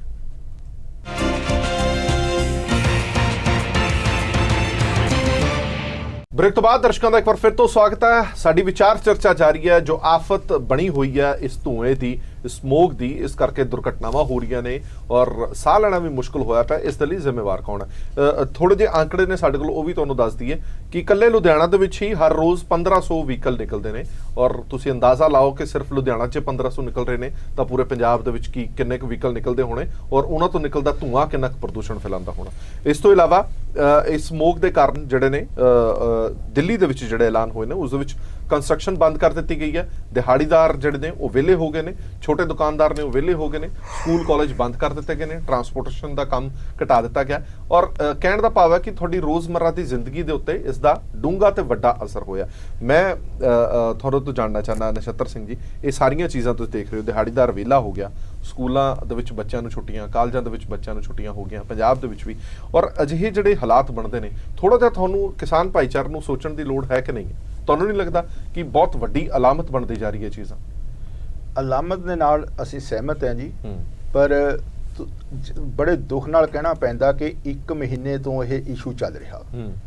ਅੱਜ ਤੱਕ ਤਿੰਨੇ ਪਾਰਟੀਆਂ, ਮੇਨ ਪਾਰਟੀਆਂ ਨੇ ਕਦੇ ਸੋਚਿਆ ਹੀ ਨਹੀਂ ਕਿ ਅਸੀਂ ਜਿਵੇਂ ਆਪਣੀਆਂ ਤਨਖਾਹਾਂ 1 ਮਿੰਟ 'ਚ ਵਧਾ ਲੈਂਦੇ ਹਾਂ ਸਾਰੇ ਬਿਨਾਂ ਕਿਸੇ ਹੀਲ ਹੁੱਜਤ ਤੋਂ, ਅਸੀਂ ਇਸ ਮਸਲੇ ਵਾਸਤੇ ਇਕੱਠੇ ਹੋ ਜਾਈਏ। ਉਹ ਤਾਂ ਅੱਜ ਦੇਖ ਰਹੇ ਨੇ ਕਿ ਕਿਸਾਨਾਂ ਨੂੰ ਕਿਵੇਂ ਆਪਣੇ ਨਾਲ ਲਾ ਲਿਆ ਜਾਵੇ ਤੇ ਕਿਵੇਂ ਮਗਰਮੱਛ ਦੇ ਹੰਝੂ ਬਹਾ ਕੇ ਅਸੀਂ ਇਹ ਦਿਖਾਉਣ 'ਚ ਕਾਮਯਾਬ ਹੋ ਜਾਈਏ ਕਿ ਸਾਨੂੰ ਤੁਹਾਡਾ ਫਿਕਰ ਹੈ, ਦੂਜੀ ਪਾਰਟੀ ਨੂੰ ਹੈ ਨਹੀਂ। ਜਿੱਥੋਂ ਤੱਕ ਕੇਜਰੀਵਾਲ ਸਾਹਿਬ ਦਾ ਸਵਾਲ ਹੈ, ਫਰਵਰੀ 2016 ਦੇ ਵਿੱਚ ਮੈਂ ਉਹਨਾਂ ਨੇ ਜਦੋਂ ਔਡ ਈਵਨ ਫਾਰਮੂਲਾ ਸ਼ੁਰੂ ਕੀਤਾ ਤਾਂ ਮੈਂ ਉਹਨਾਂ ਨੂੰ ਇੱਕ ਸੁਝਾਅ ਦਿੱਤਾ ਸੀ, ਮੇਰੀ ਬੇਟੀ ਉੱਥੇ ਮੈਨੇਜਰ ਹੈ, ਉਹਨੇ ਕਹਿਣ ਤੇ ਕਿ ਤੁਸੀਂ ਜਿਹੜੇ ਬੰਦੇ ਕੰਪਿਊਟਰ ਤੇ ਬੈਠ ਕੇ ਆਪਣੇ ਘਰ ਤੋਂ ਪ੍ਰੋਗਰਾਮ ਕਰ ਸਕਦੇ ਨੇ, ਉਹਨਾਂ ਨੂੰ ਤੁਸੀਂ ਇਹ ਕੰਪਨੀਆਂ ਨੂੰ ਇੱਕ ਲੈਟਰ ਕਰ ਦਿਓ ਕਿ ਤੁਸੀਂ ਆਪਣਾ ਇਹ ਜਿਹੜਾ ਘਰ ਤੋਂ ਕਰ ਦਿਓ ਤੇ ਹਫ਼ਤੇ ਦੇ ਵਿੱਚ 1 ਦਿਨ ਆ ਕੇ ਫੈਕਟਰੀ ਦੇ ਵਿੱਚ ਪ੍ਰੈਜ਼ੈਂਟ ਦੇ ਦਿਓ। ਉਹਦੇ ਨਾਲ ਇੱਕ ਤਾਂ ਜਿਹੜੀ ਬਿਲਡਿੰਗ ਮਟੀਰੀਅਲ, ਬਿਲਡਿੰਗ ਦਾ ਜਿਹੜਾ ਸਪੇਸ ਹੈ ਉਹ ਘਟ ਜਾਂਦੀ, ਟ੍ਰੈਫਿਕ ਘਟ ਜਾਂਦੀ। ਤੇ ਦੂਜਾ ਸੁਝਾਅ ਦਿੱਤਾ ਸੀ ਕਿ ਤੁਸੀਂ 2 ਟਾਈਮ ਬਣਾ ਦਿਓ ਦਫ਼ਤਰਾਂ ਦੇ, ਇੱਕ 8 ਤੋਂ 9 ਕਰ ਦਿਓ, ਦੂਜਾ 9 ਤੋਂ 10 ਕਰ ਦਿਓ, ਜਾਂ 10 ਤੋਂ 11 ਕਰ ਦਿਓ, 9 ਤੋਂ 10 ਕਰ ਦਿਓ, ਤਾਂ ਕਿ ਜਿਹੜੀ ਇਕੱਠੀ ਮੋਟਰ ਵਹੀਕਲ ਹੈ ਉਹ ਇੱਕੋ ਟਾਈਮ ਨਾ ਉੱਥੇ ਨਿਕਲੇ, ਉਹਦਾ ਟਾਈਮ ਦੇ ਵਿੱਚ ਥੋੜਾ ਜਿਹਾ ਡਿਫਰੈਂਸ ਆ। ਤੁਹਾਡੇ ਕਹਿਣ ਦਾ ਮਤਲਬ ਬਦਲ ਨਹੀਂ ਮੰਨੇ ਜਾਂਦੇ, ਆਪਸ਼ਨਸ ਬੜੇ ਹੁੰਦੇ ਨੇ ਪਰ ਮੰਨੇ ਨਹੀਂ ਜਾਂਦੇ, ਸੁਣੇ ਨਹੀਂ ਜਾਂਦਾ ਜੀ। ਸਿਰਫ ਚਿੱਠੀ ਲਿਖ ਕੇ ਨਾ, ਜਿਵੇਂ ਕੋਰਟ ਦੇ ਵਿੱਚ ਅੱਜ ਕੱਲ੍ਹ ਕੀ ਹੈ ਕਿ ਉਹ ਲਿਖਤੀ ਸਬੂਤ ਮੰਗਦੇ ਆ, ਪ੍ਰੈਕਟੀਕਲ ਸਬੂਤ ਨੂੰ ਕੋਈ ਹਿੰਦੁਸਤਾਨ 'ਚ ਦੇਖਦਾ ਹੀ ਨਹੀਂ, ਸਿਰਫ ਥਿਓਰੈਟੀਕਲ ਗੱਲਾਂ ਕਰਨ ਲੱਗ ਜਾਂਦੇ ਆ ਤੇ ਲੈਟਰ ਲਿਖਣ ਤੱਕ ਹੀ ਲਿਮਟਿਡ ਰਹਿ ਜਾਂਦੇ ਆ।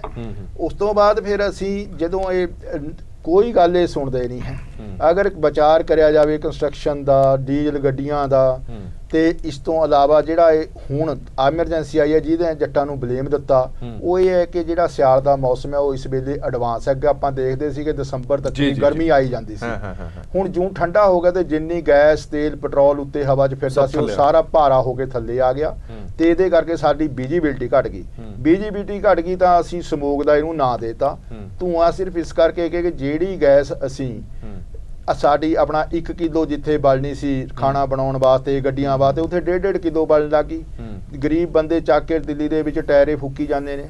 ਔਰ ਜੋ ਦਿੱਲੀ ਦਾ ਜੇ ਆਪਾਂ ਹਾਲ ਦੇਖੀਏ, ਜਦੋਂ ਆਪਾਂ ਹਾਈਵੇ ਤੇ ਜਾਂਦੇ ਆ ਪਹਿਲਾਂ ਹੀ ਬਾਈਪਾਸ ਤੇ ਗੰਦ ਲੱਗਿਆ ਰਹਿੰਦਾ, ਜਮਨਾ ਦੀ ਉੱਥੇ ਬਦਬੂ ਮਾਰਦੇ। ਔਰ ਦੇਖਦੇ ਪੁਰਾਣੀ ਦਿੱਲੀ ਦੇ ਵਿੱਚ ਤੁਸੀਂ ਖਾਨ ਮਾਰਕੀਟ ਦੇ ਵਿੱਚ ਨੂੰ ਲੰਘ ਜਾਓ ਤਾਂ ਅਸੀਂ ਦਿੱਲੀ ਜਦੋਂ ਵੀ ਓਵਰ ਨੂੰ ਗੱਡੀ 'ਚ ਬੈਠਦੇ ਆ ਤਾਂ ਪਹਿਲਾ ਕੁਐਸਚਨ ਆਉਂਦਾ ਕਿ ਸਾਨੂੰ ਤੁਹਾਡੇ ਕਹਿਣ ਦਾ ਮਤਲਬ ਵੀ ਤੁਹਾਨੂੰ ਜ਼ਿਆਦਾ ਵੱਡਾ ਜ਼ਿੰਮੇਵਾਰ ਬਣਾਇਆ ਜਾ ਰਿਹਾ ਹੈ, ਉੱਥੇ ਕੋਈ ਪ੍ਰਬੰਧ ਨਹੀਂ ਕੀਤੇ। ਔਰ ਇਸ ਤੋਂ ਵੀ ਵੱਧ ਕੇ ਮੈਂ ਕਹਾਂਗਾ ਕਿ ਕੇਜਰੀਵਾਲ ਸਾਹਿਬ, ਪੰਜਾਬ ਸਰਕਾਰ ਦੀ ਮੈਂ ਸਮਝਦਾ ਤੁਹਾਡੇ ਨਾਲ ਵੀ ਉਹਦੀ ਇੰਨੀ ਕਪੈਸਿਟੀ ਨਹੀਂ ਹੈ ਕਿ ਉਹ ਕਿਸਾਨਾਂ ਨੂੰ ਪੈਸਾ ਦੇ ਦੇਵੇ। ਮੈਂ ਕਹਿਣਾ ਸੈਂਟਰ ਮੋਦੀ ਜੀ ਵੀ ਕਿਸਾਨਾਂ ਦੇ ਹੱਕ 'ਚ ਨਹੀਂ ਹੈ, ਉਹ ਵੀ ਨਹੀਂ ਪੈਸਾ ਦੇ ਕੇ ਰੱਖਦੇ। ਤੁਹਾਡੀ ਸਿਹਤ ਐਂਡ ਸਿੱਖਿਆ 2 ਵਿਸ਼ੇ ਹੈ। ਤੁਸੀਂ ਫ੍ਰੀ ਟੈਸਟ ਕਰਾਉਣ ਦੀ ਬਜਾਏ ਮਹੱਲਾ ਕਲੀਨਿਕ ਬਣਾਉਣ, ਤੁਸੀਂ ਇਨਵਾਇਰਨਮੈਂਟ ਇਹੋ ਜਿਹਾ ਵਧੀਆ ਬਣਾ ਦਿਓ ਤਾਂ ਕਿ ਤੁਹਾਨੂੰ ਤੇ ਪ੍ਰੋਬਲਮ ਨਹੀਂ ਆਉਂਦੀ। ਅਗਰ ਪੰਜਾਬ ਦੇ ਕਿਸਾਨਾਂ ਦੀ ਪਰਾਲੀ ਦੇ ਨਾਲ ਦਿੱਲੀ ਵਾਸੀਆਂ ਨੂੰ ਪ੍ਰੋਬਲਮ ਆਉਂਦੀ ਹੈ ਤਾਂ ਦਿੱਲੀ ਵਾਸੀਆਂ ਦਾ ਥੋੜਾ ਜਿਹਾ ਵੱਡਾ ਤੁਸੀਂ ਪੰਜਾਬ ਦੇ ਕਿਸਾਨਾਂ ਨੂੰ ਵੀ ਭੇਜ ਦਿਓ, ਸਾਡੀ ਥੋੜੀ ਜਿਹੀ ਕੰਡੀਸ਼ਨ ਠੀਕ ਹੋ ਜਾਵੇ ਤੇ ਅਸੀਂ ਪਰਾਲੀ ਨੂੰ ਅੱਗ ਨਾ ਲਾਈਏ ਤੇ ਉਹਦਾ ਜਿਹੜਾ ਸੋਲੂਸ਼ਨ ਹੈ। ਇੱਕ ਮਿੰਟ ਥੋੜਾ ਜਿਹਾ ਅੱਗੇ ਵਧਦੇ ਨਛੱਤਰ ਜੀ, ਹੁਣ ਇਸ ਦਾ ਹੱਲ ਕੀ ਹੈ, ਬਦਲ ਕੀ ਹੈ? ਬਦਲ ਇਹੀ ਹੈ ਜੀ ਕਿ ਮਸ਼ੀਨਰੀ ਇੱਕੋ ਲੱਤ ਇੰਨੀ ਇਕੱਠੀ ਨਹੀਂ ਹੋ ਸਕਦੀ। ਮੈਂ ਸਹਿਮਤ ਹਾਂ ਇਸ ਚੀਜ਼ ਨਾਲ, ਸਰਕਾਰ ਲਈ ਵੀ ਪ੍ਰਬੰਧ ਕਰਨਾ ਕੋਈ ਸੌਖੀ ਗੱਲ ਨਹੀਂ ਹੈ। ਲੇਕਿਨ ਜੇ ਮੋਨੈਟਰੀ ਫੰਡ ਹੋ ਜਾਂਦਾ, ਅਸੀਂ ਆਪਣੇ 10 ਕਿੱਲਿਆਂ ਦੀ ਪਰਾਲੀ 1 ਕਿੱਲੇ 'ਚ ਅੱਧੇ ਕਿੱਲੇ 'ਚ ਰੱਖ ਦਿੰਦੇ ਹਾਂ, 3000 ਰੁਪਈਆ ਅਸੀਂ ਲੇਬਰ ਨੂੰ ਦੇ ਦਿੰਦੇ ਹਾਂ ਕੱਢਣ ਦਾ, 2000 ਸਾਡਾ ਹੋਰ ਖਰਚਾ, ਉਹ ਸਾਡੇ ਅੱਧੇ ਕਿੱਲੇ ਜਿਹੜਾ ਖੇਤ ਕਣਕ ਦਾ ਅਸੀਂ ਛੱਡਣਾਗਾ ਉਹਦਾ ਹੱਲ ਹੋ ਜਵੇ। ਵੈਸੇ ਮੈਂ ਇਹ ਦੱਸ ਦੇਣਾ ਚਾਹੁੰਦਾਗਾ ਕਿ ਪੋਲੂਸ਼ਨ ਫੇਰ ਵੀ ਨਹੀਂ ਹਟਣਾ, ਕਿਉਂਕਿ ਜੇ ਇਕੱਠੀ ਆਪਾਂ ਪਰਾਲੀ ਕਰਾਂਗੇ ਉਹਦੇ ਵਿੱਚੋਂ ਵੀ ਸਵਾਹ ਹੀ ਬਣ ਕੇ ਮਿਥੇਨ ਗੈਸ, ਕਾਰਬਨ ਡਾਈਆਕਸਾਈਡ ਉਹ ਨਿਕਲਣੀਆਂ, ਪਰ ਉਹ ਇੱਕੋ ਲਗਤ ਨਹੀਂ ਨਿਕਲਣੀਆਂ, ਉਹ ਟਾਈਮ ਗੈਪ ਪਾ ਕੇ ਨਿਕਲਣੀਆਂ।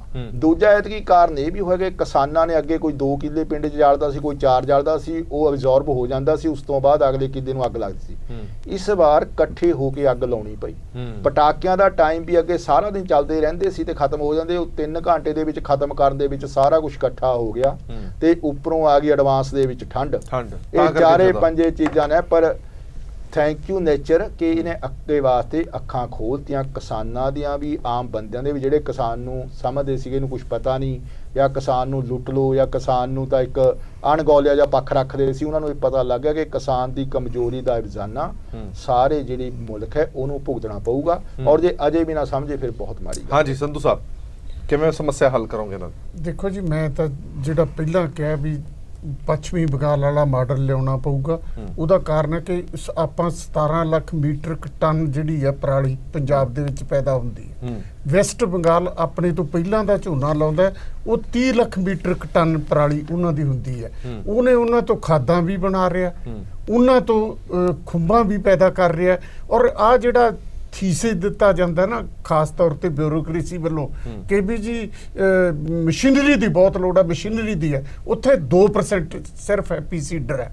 ਮੈਂ ਸਮਝਦਾ 20 ਰੁਪਏ ਦੀ ਇੱਕ ਦਵਾਈ ਆਉਂਦੀ ਹੈ, ਉਹ ਇਕੱਠੀ ਪਰਾਲੀ ਰੱਖ ਕੇ ਉਹਨੂੰ ਢੱਕ ਕੇ ਉਹ ਪਾਣੀ 'ਚ ਮਿਲਾ ਕੇ ਉਹਦੇ ਤੇ ਪਾ ਦਿੰਦੇ, 15 ਤੋਂ 20 ਦਿਨ 'ਚ ਉਹਦੀ ਖਾਦ ਬਣ ਜਾਂਦੀ ਹੈ, ਉਹ ਕਿਸਾਨ ਆਪਦੇ ਖੇਤ 'ਚ ਵਰਤਦਾ। ਆਫਟਰ ਆਲ ਇਹਦੇ ਲਈ ਇੱਕ ਤਾਂ ਠੋਸ ਨੀਤੀ ਬਣਾਉਣੀ ਪਊਗੀ, ਇੱਕ ਪਹਿਲੀ ਗੱਲ।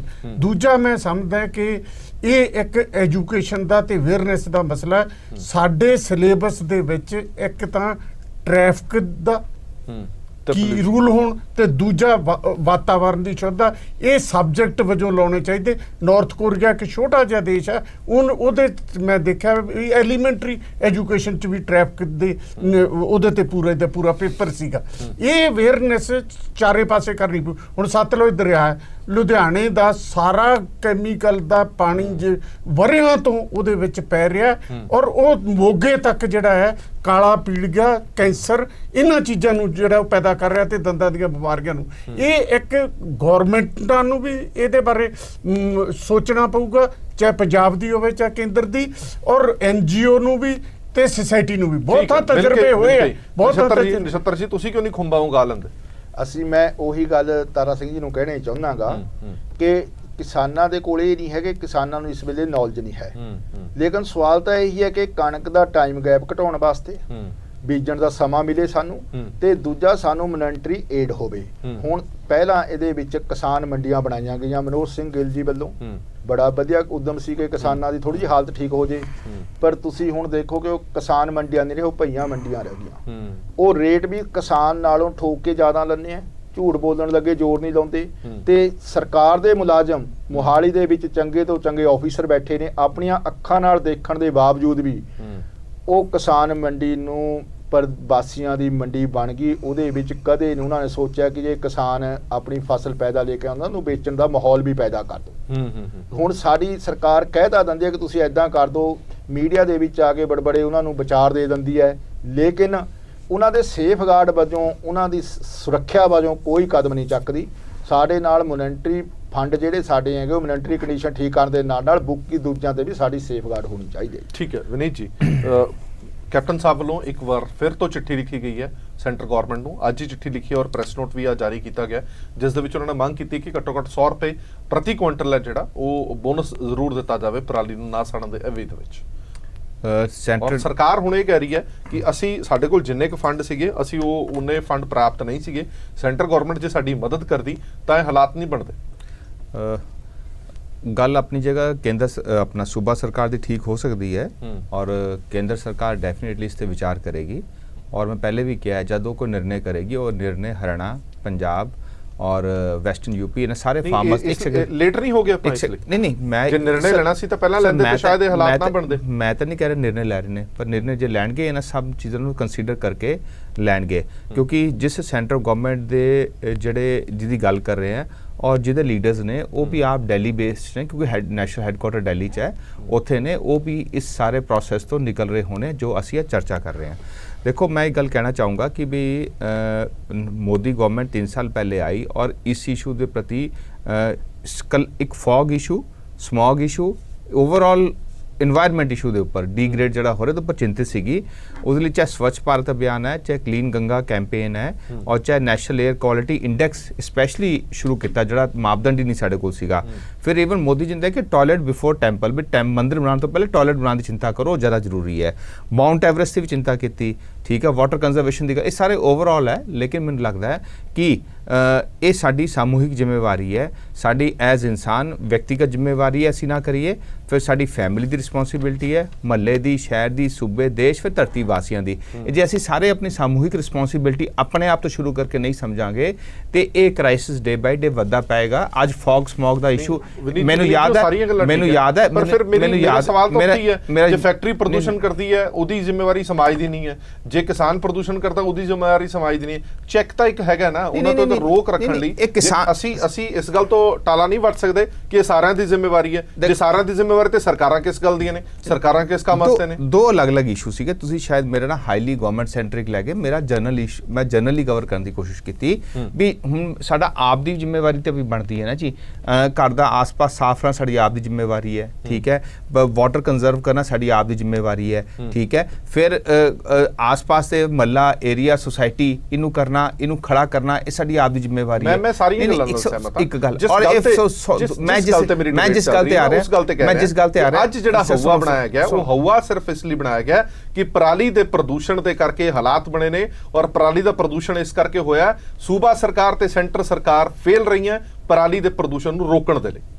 देखो गल है कि भी मैं पहले भी गल बोली है कि पराली के प्रदूषण नूं बहुत वड्डा मुद्दा बनाया जा रहा है। अगर तुसी इनू पूरा तरह स्टडी करो तो प्रेजेंट जो प्रदूषण है उहदे अंदर इहदा फैक्टर बहुत छोटा है, विजिबल फैक्टर है पर फैक्टर छोटा है, क्योंकि धुआं दिखता है सानू विजिबल है पर फैक्टर छोटा है। पर आखिर जो फैक्टर छोटा होए वड्डा होए सारे फैक्टर खत्म करने पैने हैं।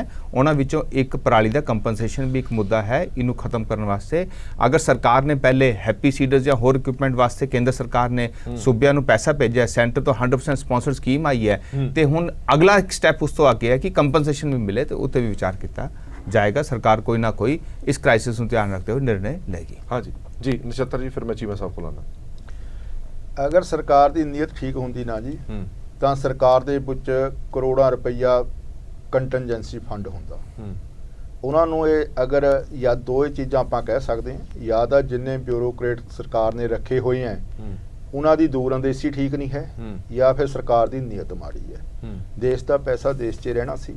ਕਿਸਾਨਾਂ ਨੇ ਜੇ ਉਹ ਹੈਪੀ ਸੀਡਰ ਮੰਗਦੇ ਵੇ ਇੱਕ ਪਿੰਡ ਦੇ ਵਿੱਚ 5-5 7 ਹੀਪੇ ਸੀਡਰ ਚਾਹੀਦੀਆਂ, ਬਣਾਉਣ ਨੂੰ ਟਾਈਮ ਲੱਗਦਾ, ਕਰਨ ਨੂੰ ਟਾਈਮ ਲੱਗਦਾ, ਲੇਕਿਨ ਚੈੱਕ ਕੱਟ ਕੇ ਦੇਣ ਨੂੰ ਟਾਈਮ ਨਹੀਂ ਲੱਗਦਾ। ਗੱਲ ਸੀਗੀ ਨੀਅਤ ਦੀ, ਲੇਕਿਨ ਉਹ ਨੀਅਤ ਦੀ ਬਜਾਏ ਇੱਕ ਦੂਜੇ ਨੂੰ ਨੀਵਾਂ ਦਿਖਾਉਣ ਦੇ ਪਾਰਟੀਆਂ ਲੱਗੀਆਂ ਰਹੀਆਂ, ਨੁਕਸਾਨ ਹੋ ਗਿਆ। ਤੇ ਹੁਣ ਜਦੋਂ ਸਭ ਨੂੰ ਭੁਗਤਣੀ ਪੈ ਗਈ ਤਾਂ ਹੁਣ ਉਹ ਸਾਰੇ ਰੋਣ ਪਿੱਟਣ ਲੱਗੇ ਤੇ ਬਲੇਮ ਉਹ ਆਪਣੇ ਆਪ ਨੂੰ ਅਜੇ ਵੀ ਹੱਲ ਨਹੀਂ ਟੋਲ ਰਹੀਆਂ। ਅਜੇ ਵੀ ਜਿਹੜੀ ਪਾਰਟੀਆਂ ਨੇ ਉਹ ਕਿਸਾਨ ਨੂੰ ਹਮਦਰਦ ਮਗਰਮੱਛ ਦੇ ਹੰਝੂ ਘੇਰ ਕੇ ਆਪਣੀ ਜ਼ਿੰਮੇਵਾਰੀ ਕਿਸਾਨ ਦੇ ਗਲ ਪਾਉਣ ਨੂੰ ਫਿਰਦੀਆਂ ਨੇ। ਲੇਕਿਨ ਕਿਸਾਨ ਅਵੇਅਰ ਹੋ ਗਿਆ ਕਿ ਵਾਸਤੇ ਔਰ 13 ਮਾਰਚ ਨੂੰ ਪੱਕੀ ਤਰ੍ਹਾਂ ਜੇ ਨਾ ਸਾਡੇ ਫੈਸਲੇ ਹੋਏ ਤਾਂ ਇੱਕ ਲੰਬਾ ਸੰਘਰਸ਼ ਚਾਲੂ ਹੋ ਜਾਣਾਗਾ। ਔਰ ਮੈਂ ਬਨੀਤ ਜੀ ਨੂੰ ਕਹਿਣਾ ਚਾਹਾਂਗਾ ਕਿ ਸਵਾਮੀਨਾਥਨ ਤਾਰਾ ਸਿੰਘ ਜੀ ਵੀ ਬੈਠੇ ਨੇ ਕਾਂਗਰਸ ਤੋਂ। 10 ਸਾਲ ਪਹਿਲਾਂ ਜਦੋਂ MS ਸਵਾਮੀਨਾਥਨ ਕਮਿਸ਼ਨ ਬਣਿਆ ਤਾਂ ਉਹਨਾਂ ਦੇ ਮੁਤਾਬਕ 1500 ਰੁਪਈਆ ਖਰਚ ਰੱਖ ਕੇ ਸਾਨੂੰ 2250 ਰੁਪਈਆ ਕਣਕ ਦਾ ਮੁੱਲ ਉਹਨਾਂ ਨੇ 2006 ਚ ਕਰਿਆ ਸੀ। ਅਸੀਂ 11 ਸਾਲ ਬਾਅਦ ਅੱਜ ਕਿਹਾ ਸਰਕਾਰ ਨੂੰ ਕਿ ਸਾਨੂੰ ਸਿਰਫ 2450 ਰੁਪਈਆ ਤੁਸੀਂ ਕਣਕ ਦਾ ਮੁੱਲ ਦੇ ਦਿਓ, ਅਸੀਂ ਨਾੜ ਨਹੀਂ ਸਾਂਭੂਗੇ, ਅਸੀਂ ਤੁਹਾਤੋਂ ਕੋਈ ਹੋਰ ਫੈਸਿਲਿਟੀ ਨਹੀਂ ਮੰਗਾਂਗੇ ਤੇ ਸਾਨੂੰ ਤੁਸੀਂ ਮੋਨਿਟਰੀ ਪਲੀਜ਼ ਕਰ ਦਿਓ। ਬੜੇ 4 ਮਹੀਨੇ ਪਏ ਨੇ ਤੇ ਮੈਂ ਅੱਜ ਵੀ ਰਿਕੁਐਸਟ ਕਰਨਾ ਚਾਹੁੰਦਾ ਕਿ ਐਸੇ ਹਾਲਾਤ ਨਾ ਪੈਦਾ ਹੋਣ ਕਿ ਦਿੱਲੀ ਚ ਵਿੱਚ ਸਾਨੂੰ ਟਰਾਲੀਆਂ ਖੜੀਆਂ ਕਰਨੀਆਂ ਪੈਣ, ਮਾਰੋ ਮਾਰੀ ਹੋਵੇ, ਸਰਕਾਰ ਦਾ ਨੁਕਸਾਨ ਹੋਵੇ, ਪੁਲਿਸ ਦਾ ਨੁਕਸਾਨ ਹੋਵੇ, ਜਿਹੜੀ law and order the situation ਹੈ ਉਹਦੇ ਬਾਰੇ ਕੋਈ ਨਾ ਕੋਈ ਬਿਰਤਾ ਖੜੀ ਹੋਵੇ। ਚੀਮਾ ਸਾਹਿਬ ਜਿਵੇਂ ਨਛੱਤਰ ਸਿੰਘ ਹੋਰਾਂ ਨੇ ਕਿਹਾ ਕਿ ਸਿਰਫ ਤੇ ਸਿਰਫ ਸਿਆਸਤ ਹੀ ਹੋਈ ਹੈ, ਹੁੰਦੀ ਵੀ ਆਈ ਹੈ ਤੇ ਹੁਣ ਵੀ ਹੋ ਰਹੀ ਹੈ। ਜੇਕਰ ਜਿਹੜੀਆਂ ਗੱਲਾਂ ਹੁਣ ਕੀਤੀਆਂ ਜਾ ਰਹੀਆਂ ਨੇ ਜੇ ਹੁਣ ਤੋਂ ਮਹੀਨਾ ਜਾਂ 2 ਮਹੀਨੇ ਪਹਿਲਾਂ ਕੀਤੀਆਂ ਜਾਂਦੀਆਂ ਤੇ ਹਾਲਾਤ ਅਜਿਹੇ ਨਾ ਬਣਦੇ। ਮੈਂ ਤੇ ਕਿਹਾ ਕਿ ਬਹੁਤ ਵੱਡੀਆਂ ਖਾਮੀਆਂ ਪ੍ਰਸ਼ਾਸਨਿਕ ਪੱਧਰ ਦੇ ਉੱਤੇ ਵੀ, ਗਵਰਨਮੈਂਟ ਪੱਧਰ ਦੇ ਉੱਤੇ ਵੀ ਰਹੀਆਂ ਨੇ। ਕੀ ਇਸ ਨੂੰ ਰੋਕਿਆ ਜਾ ਸਕਦਾ ਸੀ? ਸੂਬੇ ਦੇ ਵਿੱਚ ਤੁਸੀਂ ਇੱਕ ਸ਼ਹਿਰ ਦੇ ਵਿੱਚ ਕੋਈ ਸੋਸ਼ਲ ਟੈਂਸ਼ਨ ਹੋ ਜੇ, ਕੋਈ ਕਮਿਊਨਲ ਟੈਂਸ਼ਨ ਹੋ ਜੇ ਤੇ ਇਮੀਡੀਏਟਲੀ ਆਪਾਂ ਕੀ ਕਰਦੇ ਹਾਂ ਕਿ ਪ੍ਰਸ਼ਾਸਨ ਪੀਸ ਕਮੇਟੀ ਦੀ ਮੀਟਿੰਗ ਕਰਦਾ, ਕਿਉਂਕਿ ਆਪਾਂ ਨੂੰ ਖਤਰਾ ਹੁੰਦਾ ਹੈ ਕਿ ਇਹਦੇ 'ਚ ਕੋਈ ਲੜਾਈ ਝਗੜਾ ਹੋ ਕੇ ਕੋਈ ਜਾਨ ਜਾ ਸਕਦੀ ਹੈ। ਤੇ ਉਹਨਾਂ ਚੀਜ਼ਾਂ ਦੇ ਨਾਲ ਇੱਕਦਮ ਗੰਭੀਰਤਾ ਹੁੰਦੀ ਹੈ ਤੇ ਸਾਰੇ ਜ਼ਿੰਮੇਵਾਰੀ ਦੇ ਨਾਲ ਸਾਰੀਆਂ ਪਾਰਟੀਆਂ, ਸਾਰੇ ਸੋਸ਼ਲ ਆਰਗੇਨਾਈਜੇਸ਼ਨ ਕੰਮ ਕਰਨੀ ਸ਼ੁਰੂ ਕਰਦੇ। ਇਹ ਸਮੱਸਿਆ ਉਹਦੇ ਨਾਲੋਂ ਕਈ ਗੁਣਾ ਗੰਭੀਰ ਆ, ਪਰ ਮੈਂ ਨਹੀਂ ਦੇਖਿਆ ਵੀ ਕਿਤੇ ਵੀ ਡਿਪਟੀ ਕਮਿਸ਼ਨਰ ਨੇ ਕਿਸਾਨਾਂ ਨਾਲ ਮੀਟਿੰਗ ਕੀਤੀ ਹੋਵੇ, NGOs ਦੇ ਨਾਲ ਮੀਟਿੰਗ ਕੀਤੀ ਹੋਵੇ, ਪੋਲੂਸ਼ਨ ਕੰਟਰੋਲ ਬੋਰਡ ਵਾਲਿਆਂ ਨੇ ਜਾ ਕੇ ਕਿਤੇ ਜ਼ਿਲ੍ਹਿਆਂ ਦੇ ਉੱਤੇ ਮੋਟੀਵੇਟ ਕੀਤਾ ਹੋਵੇ। ਮੁੱਖ ਮੰਤਰੀ ਸਾਹਿਬ ਛੋਟੀਆਂ ਗੱਲਾਂ ਵਾਸਤੇ ਰੇਡੀਓ ਤੇ ਆ ਕੇ, ਟੀਵੀ ਤੇ ਆ ਕੇ ਅਪੀਲ ਕਰਦੇ। ਇਹ ਚੀਜ਼ਾਂ ਮਿਸਿੰਗ ਹੈ ਜਿਹੜੀਆਂ ਗਵਰਨਮੈਂਟ ਦੇ ਲੈਵਲ ਦੇ ਉੱਤੇ ਇੱਕ ਅਪੀਲ ਜਿਹੜੀ ਹੁੰਦੀ ਹੈ, ਇਹ ਮਿਸਿੰਗ ਹੈ। ਚਲਾਨ ਥੋੜੇ ਜ਼ਰੂਰ ਕੱਟੇ ਗਏ ਨੇ। ਹੁਣ ਵੀ ਮੈਂ ਬੇਨਤੀ ਕਰਦਾ ਡਾਕਟਰ ਤਾਰਾ ਸਿੰਘ ਹਰਾਂ ਨੂੰ ਕਿ ਦੇਖੋ ਇਹ ਚੀਜ਼ਾਂ ਕਰਨੀਆਂ ਜ਼ਰੂਰੀ ਹੁੰਦੀਆਂ। ਸੁਸਾਇਟੀ ਨੂੰ ਨਾਲ ਲੈ ਕੇ ਚੱਲਣਾ, ਮੋਟੀਵੇਟ ਕਰਨਾ, ਜ਼ਿੰਮੇਵਾਰੀ ਦਾ ਅਹਿਸਾਸ ਕਰਾਉਣਾ, ਇਹ ਚਲਾਨਾਂ ਨਾਲੋਂ ਤੇ ਪਰਚਿਆਂ ਨਾਲੋਂ ਵੱਧ ਕਾਰਗਰ ਸਾਬਤ ਹੁੰਦੀਆਂ ਜਦੋਂ ਵੀ ਕਿਸੇ ਸਮੱਸਿਆ ਦਾ ਆਪਾਂ ਨੇ ਹੱਲ ਕਰਨਾ ਹੋਵੇ। ਇਸ ਕਰਕੇ ਹੁਣ ਤਾਂ ਐਮਰਜੈਂਸੀ, ਮੈਡੀਕਲ ਐਮਰਜੈਂਸੀ ਦੀ ਸਥਿਤੀ ਬਣ ਗਈ ਤੇ ਹੁਣ ਬਾਕੀ ਜਿਵੇਂ ਛੱਡ ਕੇ ਇਸ ਵੇਲੇ ਪਹਿਲਾਂ ਸਾਹ ਲੋਕਾਂ ਨੂੰ ਦਵਾਉਣਾ ਚਾਹੀਦਾ। ਇੱਥੇ ਜਿੱਦਾਂ ਕਰਕੇ ਜਾਂ ਉਹਦਾ ਕਸੂਰ ਜਾਂ ਮੇਰਾ ਕਸੂਰ ਜਾਂ ਪਹਿਲੀ ਸਰਕਾਰ ਦਾ ਜਾਂ ਦੂਜੀ ਦਾ ਕਰਨ ਦੀ ਬਜਾਏ ਜੋ ਇਮੀਡੀਏਟ ਐਕਸ਼ਨ ਲੈਣ ਵਾਲੇ ਆ ਉਹ ਬਹੁਤ ਉਹਦੇ 'ਚ ਲੈਕਿੰਗ ਹੈ। ਇਸ ਵੇਲੇ ਐਮਰਜੈਂਸੀ ਮੀਟਿੰਗਾਂ ਇਹਦੇ ਤੇ ਲਗਾਤਾਰ ਹੋਣੀਆਂ ਚਾਹੀਦੀਆਂ ਸੀ। ਸਾਰੀ ਗਵਰਨਮੈਂਟ ਨੂੰ, ਪ੍ਰਸ਼ਾਸਨ ਨੂੰ ਮਿਲ ਕੇ ਬੈਠਣਾ ਚਾਹੀਦਾ ਸੀ। ਇਹ ਮੈਂ ਰੋਜ਼ ਦੇਖਦਾ ਕਿ ਇਹਨਾਂ ਚੀਜ਼ਾਂ 'ਚ ਕਮੀ ਹੈ। ਇਹ ਅਵੇਅਰਨੈਸ ਹੋਰ ਤਗੜੇ ਤਰੀਕੇ ਘੱਟੋ ਘੱਟ ਹੁਣ ਹੀ ਅੱਗ ਲੱਗਣੀ ਬੰਦ ਹੋ ਜੇ। ਹਾਲੇ ਤਾਂ ਹੁਣ ਵੀ ਤੁਸੀਂ ਦੇਖੋ ਕਿ ਨਿਕਲ ਕੇ ਸੜਕ ਤੇ ਤਾਂ ਇੱਕ ਪਾਸੇ ਅੰਧਕਾਰ ਹੈ ਔਰ ਦੂਜੇ ਪਾਸੇ ਅੱਗਾਂ ਸ਼ਾਮ ਨੂੰ ਫੇਰ ਲੱਗ ਰਹੀਆਂ। ਘੱਟੋ ਘੱਟ ਉਹਨਾਂ ਨੂੰ ਰੋਕਿਆ ਜਾਵੇ ਕਿ ਨਾ ਭਾਈ ਹੁਣ ਬਹੁਤ ਹੋ ਗਿਆ। ਤੁਸੀਂ ਆਪ ਹੀ ਦੇਖੋ ਕਿ ਤੁਹਾਡੇ ਘਰਾਂ ਤੱਕ ਇਸ ਗੱਲ ਪਹੁੰਚੀ ਹੈ। ਉਹਨਾਂ ਨੂੰ ਅਪੀਲ ਕਰਕੇ ਦਲੀਲ ਦੇ ਨਾਲ ਉਹਨਾਂ ਨੂੰ ਰੋਕਿਆ। ਤਾਰਾ ਸਿੰਘ ਜੀ, ਸਿਰਫ ਸਰਕਾਰੀ ਸਕੂਲ ਬੰਦ ਕਰਕੇ ਇਹ ਸਭ ਕੁਝ ਦਾ ਹੱਲ ਨਿਕਲ ਜਾਏਗਾ? ਨਹੀਂ, ਕੋਈ ਹੱਲ ਤੁਰੰਤ ਜਿਹੜਾ ਐਕਸ਼ਨ ਲਿਆ ਜਾਣਾ। ਪਿਛਲੇ 1 ਮਹੀਨੇ ਤੋਂ ਮੀਡੀਆ ਦੇ ਵਿੱਚ ਡਿਬੇਟਸ ਚੱਲਦੀਆਂ ਰਹੀਆਂ ਕਿ ਜੀ ਕਿਸਾਨ ਮਰ ਰਿਹਾ, ਕਿਸਾਨ ਮਰ ਰਿਹਾ, ਕਿਸਾਨ ਮਰ ਰਿਹਾ। ਆਮ ਆਦਮੀ ਪਾਰਟੀ ਦਾ ਲੀਡਰ ਆਫ ਦੀ ਆਪੋਜੀਸ਼ਨ ਕਹਿੰਦਾ ਮੈਂ ਵੀ ਅੱਗਾਂ ਲਵਾਉਂਗਾ। ਭਾਰਤੀ ਕਿਸਾਨ ਯੂਨੀਅਨਾਂ ਨੇ ਵੀ ਕਿਹਾ ਅਸੀਂ ਅੱਗਾਂ ਲਵਾਵਾਂਗੇ। ਮੁੱਖ ਮੰਤਰੀ ਬਾਰ-ਬਾਰ ਅਪੀਲਾਂ ਕਰਦੇ ਰਹੇ ਔਰ ਪੰਜਾਬ ਪੋਲੂਸ਼ਨ ਕੰਟਰੋਲ ਬੋਰਡ ਨੇ ਤਾਂ ਪੂਰੀ ਦੀ ਪੂਰੀ ਪੰਜਾਬ ਦੇ ਵਿੱਚ ਕੰਪੇਨ ਚਲਾਈ ਔਰ ਉਹਦੇ ਰਿਜ਼ਲਟ ਨਿਕਲੇ ਕਿ 30% ਘੱਟ ਸਾੜੀ ਹੈ। ਪਰ ਮੈਂ ਸਮਝਦਾ ਕਿ ਆਪਾਂ ਇਹਨੂੰ ਹੱਲ ਲੱਭਣ ਵੱਲ ਤੁਰ ਗਏ। ਹੱਲ ਇਹਦਾ ਕੀ ਹੈ ਕਿ ਜਿਹੜੀ ਮਨਰੇਗਾ ਦਾ ਐਕਟ ਹੈ ਉਹਦੇ ਵਿੱਚ ਸਪਸ਼ਟ ਲਿਖਿਆ ਕਿ 60% ਜਿਹੜਾ ਇਹਦਾ ਬਜਟ ਹੈ। ਇੱਕ ਮਿੰਟ ਮੈਨੂੰ ਆਪਣੀ ਗੱਲ ਕਰ ਲੈਣ ਦਿਓ। ਸੰਧੂ ਸਾਹਿਬ ਹੁਣ ਬਣੇ ਪਏ ਨੇ, ਉਹਨਾਂ ਵਾਸਤੇ ਤੁਹਾਡੀ ਸਰਕਾਰ ਕੀ ਕਰ ਰਹੀ ਹੈ? ਤੁਰੰਤ ਐਕਸ਼ਨ ਕੀ ਕਰ ਰਹੀ ਹੈ? ਇਹਦਾ ਤੁਰੰਤ ਐਕਸ਼ਨ ਕੀ ਹੋ ਸਕਦਾ ਇਮੀਡੀਏਟ? ਇਹੀ ਆ ਵੀ ਜਿਹੜੇ ਹਸਪੀਟਲਾਈਜ਼ ਹੈ ਉਹਨਾਂ ਦਾ ਧਿਆਨ ਰੱਖਣਾ। ਪਰ ਇਹ ਤਾਂ ਹੁਣ ਅਗਲੇ ਸੀਜ਼ਨ ਲਈ ਹੈ ਕਿ ਅਸੀਂ ਕੰਪੇਨ ਚਲਾਈਏ ਜਾਂ ਜਿਹੜਾ ਮਟੀਰੀਅਲ ਮੁਹੱਈਆ ਕਰਨਾ ਕਿਸਾਨਾਂ ਨੂੰ ਉਹ ਕਰੀਏ ਤਾਂ ਜੋ ਅੱਜ ਵਾਲੇ ਦਿਨ ਦੁਬਾਰਾ ਰਿਪੀਟ ਨਾ ਹੋਣ। ਨਹੀਂ, ਮੇਰੇ ਕਹਿਣ ਦਾ ਮਤਲਬ ਹੈ ਕਿ ਜਿਵੇਂ ਦਿੱਲੀ ਸਰਕਾਰ ਕਹਿ ਰਹੀ ਹੈ ਕਿ ਅਸੀਂ ਬਹੁਤ ਕੁਝ ਕਰ ਰਹੇ ਹਾਂ, ਔਡ ਈਵਨ ਉਹਨਾਂ ਨੇ ਨੰਬਰ ਚਲਾਤੇ, ਕੰਸਟਰਕਸ਼ਨ ਦਾ ਕੰਮ ਰੁਕਵਾ ਦਿੱਤਾ, ਉਹਨਾਂ ਨੇ ਜਿਹੜਾ ਹੋਰ ਬਥੇਰੇ ਉਹਨਾਂ ਨੇ ਪਾਣੀ ਦਾ ਛਿੜਕਾਅ ਕੀਤਾ ਜਾ ਰਿਹਾ, ਵੈਕਿਊਮ ਮਸ਼ੀਨਾਂ ਲਾਈ ਜਾ ਰਹੀਆਂ, ਝਾੜੂ ਮਾਰਨ ਤੋਂ ਉਹਨਾਂ ਨੇ ਮਨਾਹੀ ਕਰ ਦਿੱਤੀ ਹੈ। ਇਹ ਸਾਰੇ ਕੰਮ ਜੇ ਉਹ ਕਰ ਰਹੇ ਨੇ, ਤੁਸੀਂ ਕਿਉਂ ਨਹੀਂ ਕਰ ਰਹੇ? ਨਹੀਂ, ਇਹ ਮੈਂ ਸਮਝਦਾ ਵੀ ਇਹਨਾਂ ਕੰਮਾਂ ਨਾਲ ਕੋਈ ਲੰਬਾ ਚੌੜਾ ਇਸ ਤੇ ਫਰਕ ਨਹੀਂ ਪੈਂਦਾ। ਪਰਮਾਨੈਂਟ ਹੱਲ ਵੱਲ ਤੁਰੋ, ਜਿਹੜਾ 1978 ਤੋਂ ਲੈ ਕੇ ਪਰਮਾਨੈਂਟ ਹੈ। ਉਹਦੇ 'ਚ ਮੈਂ ਸਮਝਦਾ ਕਿ ਮਨਰੇਗਾ ਦਾ 60% ਐਗਰੀਕਲਚਰ ਤੇ ਖਰਚ ਕਰਨ ਦਾ ਉਹਨਾਂ ਦਾ ਕਿਹਾ। ਕਿਸਾਨਾਂ ਨੂੰ ਜੋੜੋ ਇਹਦੇ ਨਾਲ, ਉਹਦਾ ਬਜਟ ਕੇਂਦਰ ਸਰਕਾਰ ਪ੍ਰਵਾਨਗੀ ਦੇਵੇ ਤਾਂ ਜੋ ਅੱਗੇ ਤੋਂ ਇਹ ਹੱਲ ਨਿਕਲੇ। ਜਿਹੜੀਆਂ ਕੋਆਪਰੇਟਿਵ ਸੁਸਾਇਟੀ ਹੈ ਉਹਨਾਂ ਨੂੰ ਮਸ਼ੀਨਰੀ ਮੁਹੱਈਆ ਕਰਨ, ਉੱਥੋਂ ਕਿਸਾਨ ਜਿਹੜਾ ਲਵੇ ਕਿਰਾਏ ਦੇ ਉੱਪਰ ਮਸ਼ੀਨਰੀ। ਤੇ ਜਨਰਲੀ ਮੈਂ ਫਿਰ ਉਹ ਗੱਲ ਨੂੰ ਰਿਪੀਟ ਕਰਦਾ ਕਿ ਵੈਸਟ ਬੰਗਾਲ ਤੋਂ ਸਟੱਡੀ ਕਰਵਾ ਕੇ ਉਹ ਫਾਰਮੂਲਾ ਕਿਸਾਨਾਂ ਦੇ ਕੈਂਪ ਲਾ ਕੇ ਆਉਣ ਵਾਲੇ ਸਮੇਂ ਸਮਝਾਇਆ ਜਾਵੇ। ਅੱਛਾ ਵਿਨੀਤ ਜੀ, ਇੱਕ ਸਵਾਲ ਇਹ ਵੀ ਸੀਗਾ, ਕਿਸਾਨ ਜਥੇਬੰਦੀਆਂ ਵਾਰ-ਵਾਰ ਕਹਿੰਦੀਆਂ ਨੇ ਕਿ ਜਦੋਂ ਝੋਨਾ ਤੁਸੀਂ ਚੁੱਕ ਲੈਂਦੇ ਹੋ, ਕਣਕ ਤੁਸੀਂ ਚੁੱਕ ਲੈਂਦੇ ਹੋ, ਤੇ ਪਰਾਲੀ ਚੁੱਕਣ 'ਚ ਸੈਂਟਰ ਗਵਰਨਮੈਂਟ ਨੂੰ ਕੀ ਹਰਜਾ? ਉੱਥੇ ਲਾਵੇ ਪਲਾਂਟ, ਦਿੱਲੀ ਲਾਵੇ ਜਾਂ ਵੱਖ-ਵੱਖ ਥਾਵਾਂ ਤੇ ਲਾਵੇ, ਆਪਣੀ ਜ਼ਿੰਮੇਵਾਰੀ ਸਮਝੇ ਕਿ ਅਨਾਜ ਜੇਕਰ ਤੁਹਾਡਾ ਤਾਂ ਉਹਦੀ ਰਹਿੰਦ ਖੂੰਦ ਵੀ ਤਾਂ ਤੁਹਾਡੀ ਹੋਈ ਹੈ। ਗੱਲ ਤੁਹਾਡੀ ਆਪਣੀ ਜਗ੍ਹਾ ਠੀਕ ਹੈ। ਇਹ ਲੌਜੀਕ ਇਹੋ ਜਿਹਾ ਨਹੀਂ ਹੈ ਕਿ ਜਿਹਨੂੰ ਇਗਨੋਰ ਕਰ ਸਕੇ। ਪਹਿਲੇ ਤਾਂ ਐਮਐਸਪੀ ਵੀ ਨਹੀਂ ਸੀ, ਐਮਐਸਪੀ ਵੀ ਕਿਸੇ ਨਾ ਕਿਸੇ ਕਾਰਨ ਤੋਂ ਸ਼ੁਰੂ ਹੋਈ ਸੀਗੀ ਜੀ। ਸੋ ਲੱਗਦਾ ਹੈ ਕਿ ਜਦ ਹੁਣ ਇਹ ਵਕਤ ਦੇ ਹਿਸਾਬ ਨਾਲ ਇਹ ਇਸ਼ੂ ਸਾਹਮਣੇ ਆਇਆ ਹੈ, ਕੋਈ ਨਾ ਕੋਈ ਸਮਾਧਾਨ ਜਿਹੜਾ ਹੈ ਸਰਕਾਰਾਂ ਜਿਹੜੀਆਂ ਉਹ ਕੱਢਣਗੀਆਂ। ਹਾਂਜੀ ਨਛੱਤਰ ਜੀ, ਤੁਹਾਨੂੰ ਲੱਗਦਾ ਹੈ ਇਹਦਾ ਹੱਲ ਇਹ ਹੋ ਸਕਦਾ? ਹੱਲ ਤਾਂ ਮੈਂ ਦੱਸ ਦਿੰਦਾ ਜੀ, ਕਰਾਉਣ ਵਾਲੇ ਬਣਨ ਇਹ ਜਿਵੇਂ 2450 ਰੁਪਏ ਕਣਕ ਦਾ ਰੇਟ ਕਰਵਾ ਦਿਓ।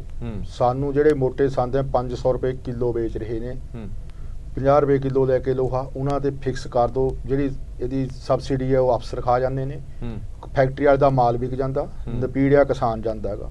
ਸੜਕਾਂ ਦੇ ਕਿਨਾਰੇ ਦਰਖਤ ਲਵਾ ਦਿਓ, ਉਹਨੂੰ ਕਿਸਾਨ ਨੂੰ ਜਾਂ ਤਾਂ ਉਹਦੇ ਪਰ ਈਅਰ ਪੈਸੇ ਦੇ ਦਿਓ ਜਿੰਨਾ ਉਹਦਾ 11 ਫੁੱਟ ਥਾਂ ਖਰਾਬ ਹੁੰਦਾ, 2 ਛੌੜਾ ਹੁੰਦਾ, ਜਾਂ ਉਹਨੂੰ 10-15 ਸਾਲ ਬਾਅਦ ਜਦੋਂ ਕਟਾਈ ਹੁੰਦੀ ਹੈ ਉਹਦਾ ਪੈਸਾ ਕਿਸਾਨ ਨੂੰ ਦਿਓ। ਹੁਣ ਕਿਸਾਨ ਲੱਗਣੇ ਨਹੀਂ ਦਿੰਦੇ ਕਿਉਂਕਿ ਉਹਨਾਂ ਨੂੰ ਪਤਾ ਕਿ ਮੇਰੀ ਫਸਲ ਮਾਰੀ ਜਾਣੀ ਹੈ। ਦੂਜਾ ਜਿਹੜੀ ਸਾਡੀ ਪੇਮੈਂਟ ਹੈ ਗੰਨੇ ਦੀ, ਅਜੇ ਤੱਕ ਪੇਮੈਂਟ ਨਹੀਂ ਆਈ। ਸਾਨੂੰ ਪੇਮੈਂਟ ਤਾਂ ਕਿਆ ਦੇਣੀ ਤੀ, ਉੱਤੋਂ ਚੱਕ ਕੇ ਸਾਈਡਾਂ ਤੇ ਤੋਰਤਾ ਪੁਲ ਦੇ ਉੱਪਰੋਂ, ਤੇ ਅੱਗੇ ਵਾਸਤੇ ਜਿਹੜੀ ਪੇਮੈਂਟ ਇਨ ਟਾਈਮ ਕਰ ਦੋ। ਕਣਕ ਦੀ ਪੇਮੈਂਟ ਉਹ ਸਾਨੂੰ ਇਨ ਟਾਈਮ ਨਹੀਂ ਮਿਲਦੀ ਹੈ। ਤੇ ਜੇ ਹੁਣ ਇੱਕ ਬੰਦੇ ਨੂੰ ਉਹਦੀ ਪੇਮੈਂਟ ਹੀ ਨਹੀਂ ਮਿਲੀ, ਉਸ ਤੋਂ ਦੂਸਰਾ ਜਿਹੜਾ ਫੈਕਟਰ ਅਜੇ ਤੱਕ ਸ਼ਾਇਦ ਤੁਹਾਡੇ ਧਿਆਨ 'ਚ ਨਾ ਹੋਵੇ ਜੀ, ਹੁਣ ਸਾਨੂੰ ਪੈਸਾ ਨਹੀਂ ਮਿਲਿਆ ਗੰਨੇ ਦਾ 72 ਕਰੋੜ ਰੁਪਈਆ। ਜਿਸ ਵਕਤ ਉਹਨਾਂ ਨੇ ਆੜਤੀਆਂ ਤੋਂ ਪੈਸਾ ਲੈਣਾ ਤਾਂ ਉਹ ਆੜਤੀ ਨੇ 1 ਮਹੀਨੇ ਦਾ ਨਹੀਂ 6 ਮਹੀਨੇ ਦਾ ਵਿਆਜ ਵਿੱਚ ਪਾ ਕੇ ਉਹਨੂੰ ਮੂਲ ਚਲਾ ਲੈਣਾ। ਅੱਗੇ ਉਹਨੇ ਕੋਰਟ ਦੇ ਵਿੱਚ ਆਪਣੇ ਕਾਗਜ਼ ਸਹੀ ਰੱਖਣੇ ਵਾਸਤੇ ਜਿਹੜਾ ਲਿਖਤੀ ਵਿਆਜ ਹੈ 11.5% ਫੇਰ ਲਿਖ ਦੇਣਾ। ਹੁਣ ਜੇ ਇਹੀ ਪੈਸਾ ਸਾਨੂੰ ਸਤੰਬਰ ਤੋਂ ਪਹਿਲਾਂ ਮਿਲ ਜਾਂਦਾ ਤਾਂ ਸਾਡੀਆਂ ਲਿਮਟਾਂ ਰਿਨਿਊ ਹੋ ਜਾਂਦੀਆਂ। 21,000 ਰੁਪਈਆ ਪਰ ਏਕੜ ਸਾਨੂੰ, ਜਿਹਦੇ ਤੋਂ 14,000 ਸਾਨੂੰ ਆਪਣੇ ਘਰ ਦੇ ਖਰਚੇ ਤੋੜਨ ਵਾਸਤੇ, ਚਾਹੇ ਜੀਰੀ ਸਾਂਭਣ ਵਾਸਤੇ, ਚੱਕਣ ਵਾਸਤੇ ਹੁੰਦਾ, ਤੇ 7,000 ਦਾ ਰੇ ਸਾਡੀ ਪ੍ਰੋਬਲਮ ਸੋਲਵ ਸੀ। ਤੇ ਉਲਟਾ ਸਾਨੂੰ ਹੋਇਆ ਕੀ ਹੈ ਕਿ ਅਸੀਂ ਕਰਜ਼ੇ ਦੀ ਆਸ ਦੇ ਵਿੱਚ ਆਪਣੀਆਂ ਕਿਸ਼ਤਾਂ ਵੀ ਤੜਵਾ ਬੈਠੇ, ਕਲੰਕਰ ਵੀ ਹੋ ਗਏ, ਡਿਫਾਲਟਰ ਵੀ ਹੋ ਗਏ, ਆਪਾਂ ਅੱਗੇ ਨੂੰ ਕਰਜ਼ਾ ਮਿਲਣ ਤੋਂ ਵੀ ਹਟ ਗਿਆ ਸਾਨੂੰ। ਤੇ ਸਾਰੀਆਂ ਚੀਜ਼ਾਂ ਇਹ ਜਿਹੜੀਆਂ ਗੀਆਂ ਇਮਾਨਦਾਰੀ ਨਾਲ ਕਰਨ ਦੀ ਲੋੜ ਹੈ, ਕਿਉਂਕਿ ਬੇਰੇ ਅਸੀਂ ਸਾਰੇ ਰਲ ਕੇ ਹੁਣ ਇਹ ਚਾਹੁੰਦੇ ਹੈਗੇ ਕਿਸਾਨ ਪਹਿਲਾਂ ਕਾਗਜ਼ ਲਿਖ ਦੇਵੇ, ਪੈਸੇ ਉਹ ਨਪੀੜਿਆ ਗਿਆ, ਜਦੋਂ ਬੰਨਿਆਗਾ ਉਸ ਤੋਂ ਬਾਅਦ ਪੈਸੇ ਦੇ ਦਿੰਦੇ ਆ। ਉਹ ਪੈਸੇ ਦਾ ਹੁਣ ਸਾਨੂੰ ਕਿਆ ਫਰਜ਼ ਹੈ? ਸੰਧੂ ਸਾਹਿਬ ਦੇਖੋ ਜੀ, ਕਿਸਾਨੀ ਦਾ ਜਿਹੜਾ ਸੰਕਟ ਹੈ ਇਹ ਬਿਲਕੁਲ ਸੀਰੀਅਸ ਹੈ, ਮੈਂ ਸਮਝਦਾ। ਔਰ ਇਹਦੇ ਲਈ ਸਾਡੀ ਸਰਕਾਰ ਨੇ ਘੱਟੋ ਘੱਟ ਇੱਕ ਯਤਨ ਕੀਤਾ ਕਿ 2 ਲੱਖ ਰੁਪਈਆ ਗਰੀਬ ਕਿਸਾਨ ਦਾ ਮਾਫ ਹੋਵੇ, ਔਰ ਉਹਦਾ ਪ੍ਰੋਸੈਸ ਚੱਲ ਰਿਹਾ। ਜਿਹੜਾ ਇਹਨਾਂ ਦੇ ਗੰਨੇ ਦੇ ਬਕਾਏ ਹੈ ਇਹਦਾ ਵੀ ਪ੍ਰੋਸੈਸ ਚੱਲ ਰਿਹਾ ਵੀ ਉਹ ਇਹਨਾਂ ਨੂੰ ਦਿੱਤੇ ਜਾਣ। ਪਰ ਜਿਸ ਤਰ੍ਹਾਂ ਸਾਰਾ ਜੱਗ ਜਾਣਦਾ ਕਿ ਪੰਜਾਬ ਦੀ ਗਵਰਨਮੈਂਟ ਇਕਨੋਮਿਕ ਕ੍ਰਾਈਸਿਸ ਵਿੱਚ ਗੁਜ਼ਰ ਰਹੀ ਹੈ ਔਰ ਬਹੁਤੀਆਂ ਉਹਦੇ ਤੇ ਭਾਰ ਪਏ ਆ ਇੱਕਦਮ, ਜਿਹੜੇ ਪਹਿਲਾਂ ਕਿਆਸੀ ਨਹੀਂ ਸੀ, ਉਸ ਕਰਕੇ ਥੋੜਾ ਜਿਹਾ ਡਿਲੇ ਤਾਂ ਹੋਇਆ, ਪਰ ਫਿਰ ਵੀ ਇਹ ਜਿਹੜਾ ਜਲਦੀ ਤੋਂ ਜਲਦੀ ਹੱਲ ਕੀਤਾ ਜਾਊ। ਸੰਧੂ ਸਾਹਿਬ, ਇਹ ਭਾਰ ਨਹੀਂ ਹੈ, ਜਿਹੜਾ ਗੰਨੇ ਦੀ ਕੀਮਤ ਹੈ ਉਹ ਸਾਡੀ ਫਸਲ ਵੇਚੀ ਹੋਈ ਆ, ਉਹ ਤੋਂ ਕਮਾਈ ਹੋਣੀ ਹੈ ਮਿੱਲਾਂ ਨੂੰ, ਕੋਈ ਲਾਸ ਨਹੀਂ ਹੋਣਾ। ਉਹ ਸਿਰਫ ਇਹ ਹੈ ਕਿ ਸਾਡਾ ਸਾਲ ਦਾ ਉਹਨਾਂ ਨੇ ਵਿਆਜ ਖਾ ਜਾਣਾ। ਤੋ ਇਸ ਕਰਕੇ ਜਿਹੜੀ ਦਿੱਕਤ ਉਹ ਸਿੱਧੀ ਤੁਹਾਨੂੰ ਸਿੱਧੇ ਜਾਂ ਜਿਹੜੇ ਪੇਮੈਂਟ ਦੇਣਗੇ ਉਹਨਾਂ ਦੇ। ਠੀਕ ਹੈ ਚੀਮਾ ਸਾਹਿਬ, ਇੱਕ ਆਖਰੀ ਸਟੇਟਮੈਂਟ ਫਿਰ ਆਪਾਂ ਕਲੋਜ਼ ਕਰਾਂਗੇ। ਦੇਖੋ, ਮੈਂ ਸਮਝਦਾ ਕਿ ਹੁਣ ਇਮੀਡੀਏਟਲੀ ਇੱਕ ਤਾਂ ਐਮਰਜੈਂਸੀ ਹੱਲ ਜਿਹੜੇ ਆ ਇਸ ਸਮੱਸਿਆ ਦੇ ਵਿੱਚੋਂ ਨਿਕਲਣ ਵਾਸਤੇ, ਇਹ ਹੋਰ ਅੱਗੇ ਨਾ ਵਧੇ, ਇਹਨੂੰ ਰੋਕਣ ਵਾਸਤੇ ਤੇ ਦੂਜਾ ਜਿਹੜੀ ਲੌਂਗ ਟਰਮ ਪਲੈਨਿੰਗ ਹੈ ਉਹ ਗਵਰਨਮੈਂਟ ਨੂੰ ਅਗਲੇ ਸੀਜ਼ਨ ਦੀ ਹੁਣ ਤੋਂ ਸ਼ੁਰੂ ਕਰਨੀ ਚਾਹੀਦੀ ਆ। ਝੋਨੇ ਹੇਠ ਰਕਬਾ ਵੀ ਘਟਾਉਣ ਦੀ ਲੋੜ ਆ। ਜਿੰਨਾ ਹੋਣਾ ਉਹਦੀ ਪਰਾਲੀ ਨੂੰ ਮੈਨੇਜ ਕਿਸ ਤਰ੍ਹਾਂ ਕਰਨਾ ਇਹ ਸਾਲ ਪਹਿਲਾਂ ਉਹਦਾ ਕੰਮ ਕਰਨਾ ਸ਼ੁਰੂ ਕਰਨਾ ਚਾਹੀਦਾ। ਅਵੇਅਰਨੈਸ ਕੰਪੇਨ ਦੀ ਬਹੁਤ ਵੱਡੀ ਜ਼ਰੂਰਤ ਆ ਕਿ ਜਿਹੜਾ ਕਿਸਾਨ ਹਿੰਮਤ ਕਰਕੇ ਆਪ ਕਰੇ, ਉਹਨੂੰ ਮੋਟੀਵੇਟ ਕਰਕੇ ਸ਼ਾਬਾਸ਼ ਗਵਰਨਮੈਂਟ ਨੂੰ ਦੇਣੀ ਚਾਹੀਦੀ ਆ, ਉਹਦੀ ਹੈਲਪ ਵੀ ਕਰਨੀ ਚਾਹੀਦੀ ਆ। ਔਰ ਨਾਲ ਦੀ ਨਾਲ ਜਿਹੜੀ ਬਾਕੀ ਪੋਲੂਸ਼ਨ ਵੀ ਹੈ, ਕਿਉਂਕਿ ਕੱਲਾ ਇਹਦੇ ਤੇ ਵੀ ਨਾ ਰਹੀਏ, ਅਸਲੀਅਤ ਤੋਂ ਵੀ ਜਿਹੜੀ ਐਕਸਪਰਟਸ ਦੀਆਂ ਰਿਪੋਰਟਾਂ ਲੈ ਕੇ ਇਹ ਸਾਰਾ ਸਾਲ ਇਹਨੂੰ ਆਪਣਾ ਵਿਸ਼ਾ ਬਣਾਉਣਾ ਚਾਹੀਦਾ ਸਰਕਾਰ ਦੀ ਵਰਕਿੰਗ ਦਾ, ਨਾ ਕਿ ਟੈਂਪਰੇਰੀ ਮੇਜਰ ਜਦੋਂ ਕਿਤੇ ਸਮੌਗ ਆ ਜਾਵੇ ਉਦੋਂ ਤੁਸੀਂ ਸ਼ੁਰੂ ਕਰੋ। ਇਹ ਕੰਟੀਨਿਊਸਲੀ ਜਿਹੜਾ ਮਹਿਕਮਾ ਇਹਨੂੰ ਐਕਟਿਵ ਕਰਨਾ ਚਾਹੀਦਾ। ਠੀਕ ਹੈ, ਸਾਰਾ ਸਾਲ ਇਹ ਕੰਮ ਕਰੇ, ਸਾਰਾ ਸਾਲ ਇਹਦੇ ਤੇ ਜਿਹੜੀ ਹੈ ਇਹਦਾ ਰਿਕਾਰਡ ਦੇਖਿਆ ਜਾਵੇ, ਉਹਦੇ ਮੁਤਾਬਕ ਜਿੱਥੇ ਹੈ ਲੋਕਾਂ ਨੂੰ ਟਾਈਮ ਸਿਰ ਵਾਰਨਿੰਗ ਵੀ ਦਿੱਤੀ ਜਾਵੇ, ਮੋਟੀਵੇਟ ਵੀ ਕੀਤਾ ਜਾਵੇ। ਠੀਕ ਹੈ, ਬਹੁਤ ਬਹੁਤ ਧੰਨਵਾਦ ਜੀ ਸਾਰੇ ਮਹਿਮਾਨਾਂ ਦਾ ਇਸ ਪੂਰੀ ਵਿਚਾਰ ਚਰਚਾ 'ਚ ਬਣੇ ਰਹਿਣ ਦੇ ਲਈ। ਸੋ ਐਕਸਪਰਟਸ ਦੀ ਰਾਏ ਜਿਹੜੀ ਹੈ ਮੌਸਮ ਵਿਭਾਗ ਦੇ ਅਨੁਸਾਰ ਘੱਟੋ ਘੱਟ 3 ਦਿਨ ਅਜਿਹੇ ਹਾਲਾਤਾਂ ਦੇ ਨਾਲ ਨਜਿੱਠਣਾ ਪਏਗਾ ਪੰਜਾਬ, ਹਰਿਆਣਾ ਤੇ ਖਾਸ ਤੌਰ ਦਿੱਲੀ ਦੇ ਖੇਤਰ ਦੇ ਵਿੱਚ ਰਹਿੰਦੇ ਲੋਕਾਂ ਨੂੰ। ਸੋ ਸਾਡੇ ਵੱਲੋਂ ਇਹੀ ਅਪੀਲ ਹੈ ਕਿ ਬਹੁਤ ਜ਼ਰੂਰੀ ਹੋਵੇ ਤਾਂ ਹੀ ਸੜਕ ਤੇ ਉਤਰੋ, ਬਾਹਰ ਨਿਕਲੋ, ਨਹੀਂ ਤਾਂ ਟਾਲਿਆ ਜਾ ਸਕਦਾ ਤਾਂ ਸਫ਼ਰ ਨੂੰ, ਯਾਤਰਾ ਨੂੰ ਜ਼ਰੂਰ ਟਾਲੋ। ਔਰ ਬਿਲਕੁਲ ਸਹੀ ਗੱਲ ਹੈ ਜਿਹੜੀ ਪਹਿਲਾਂ ਡਿਬੇਟ ਦੇ ਵਿੱਚ ਸ਼ੁਰੂਆਤ ਦੇ ਵਿੱਚ ਕਹੀ ਸੀ ਕਿ ਇਹ ਜ਼ਿੰਮੇਵਾਰੀ ਕਿਸੇ ਇੱਕ ਦੀ ਨਹੀਂ ਹੈ, ਜ਼ਿੰਮੇਵਾਰੀ ਸਾਡੇ ਸਾਰਿਆਂ ਦੀ ਹੈ। ਜੇਕਰ ਸਾਰੇ ਹੀ ਗੰਭੀਰਤਾ ਦੇ ਨਾਲ ਸੋਚਣਗੇ ਤਾਂ ਹੀ ਇਸ ਸਮੱਸਿਆ ਦਾ ਹੱਲ ਕੋਈ ਨਿਕਲ ਸਕੇਗਾ। ਦੇਸ਼ ਦੁਨੀਆ ਦੇ ਬਾਕੀ ਖਬਰਾਂ ਲਈ ਬਣੇ ਰਹੋ PTC ਨਿਊਜ਼ ਦੇ ਨਾਲ। ਧੰਨਵਾਦ।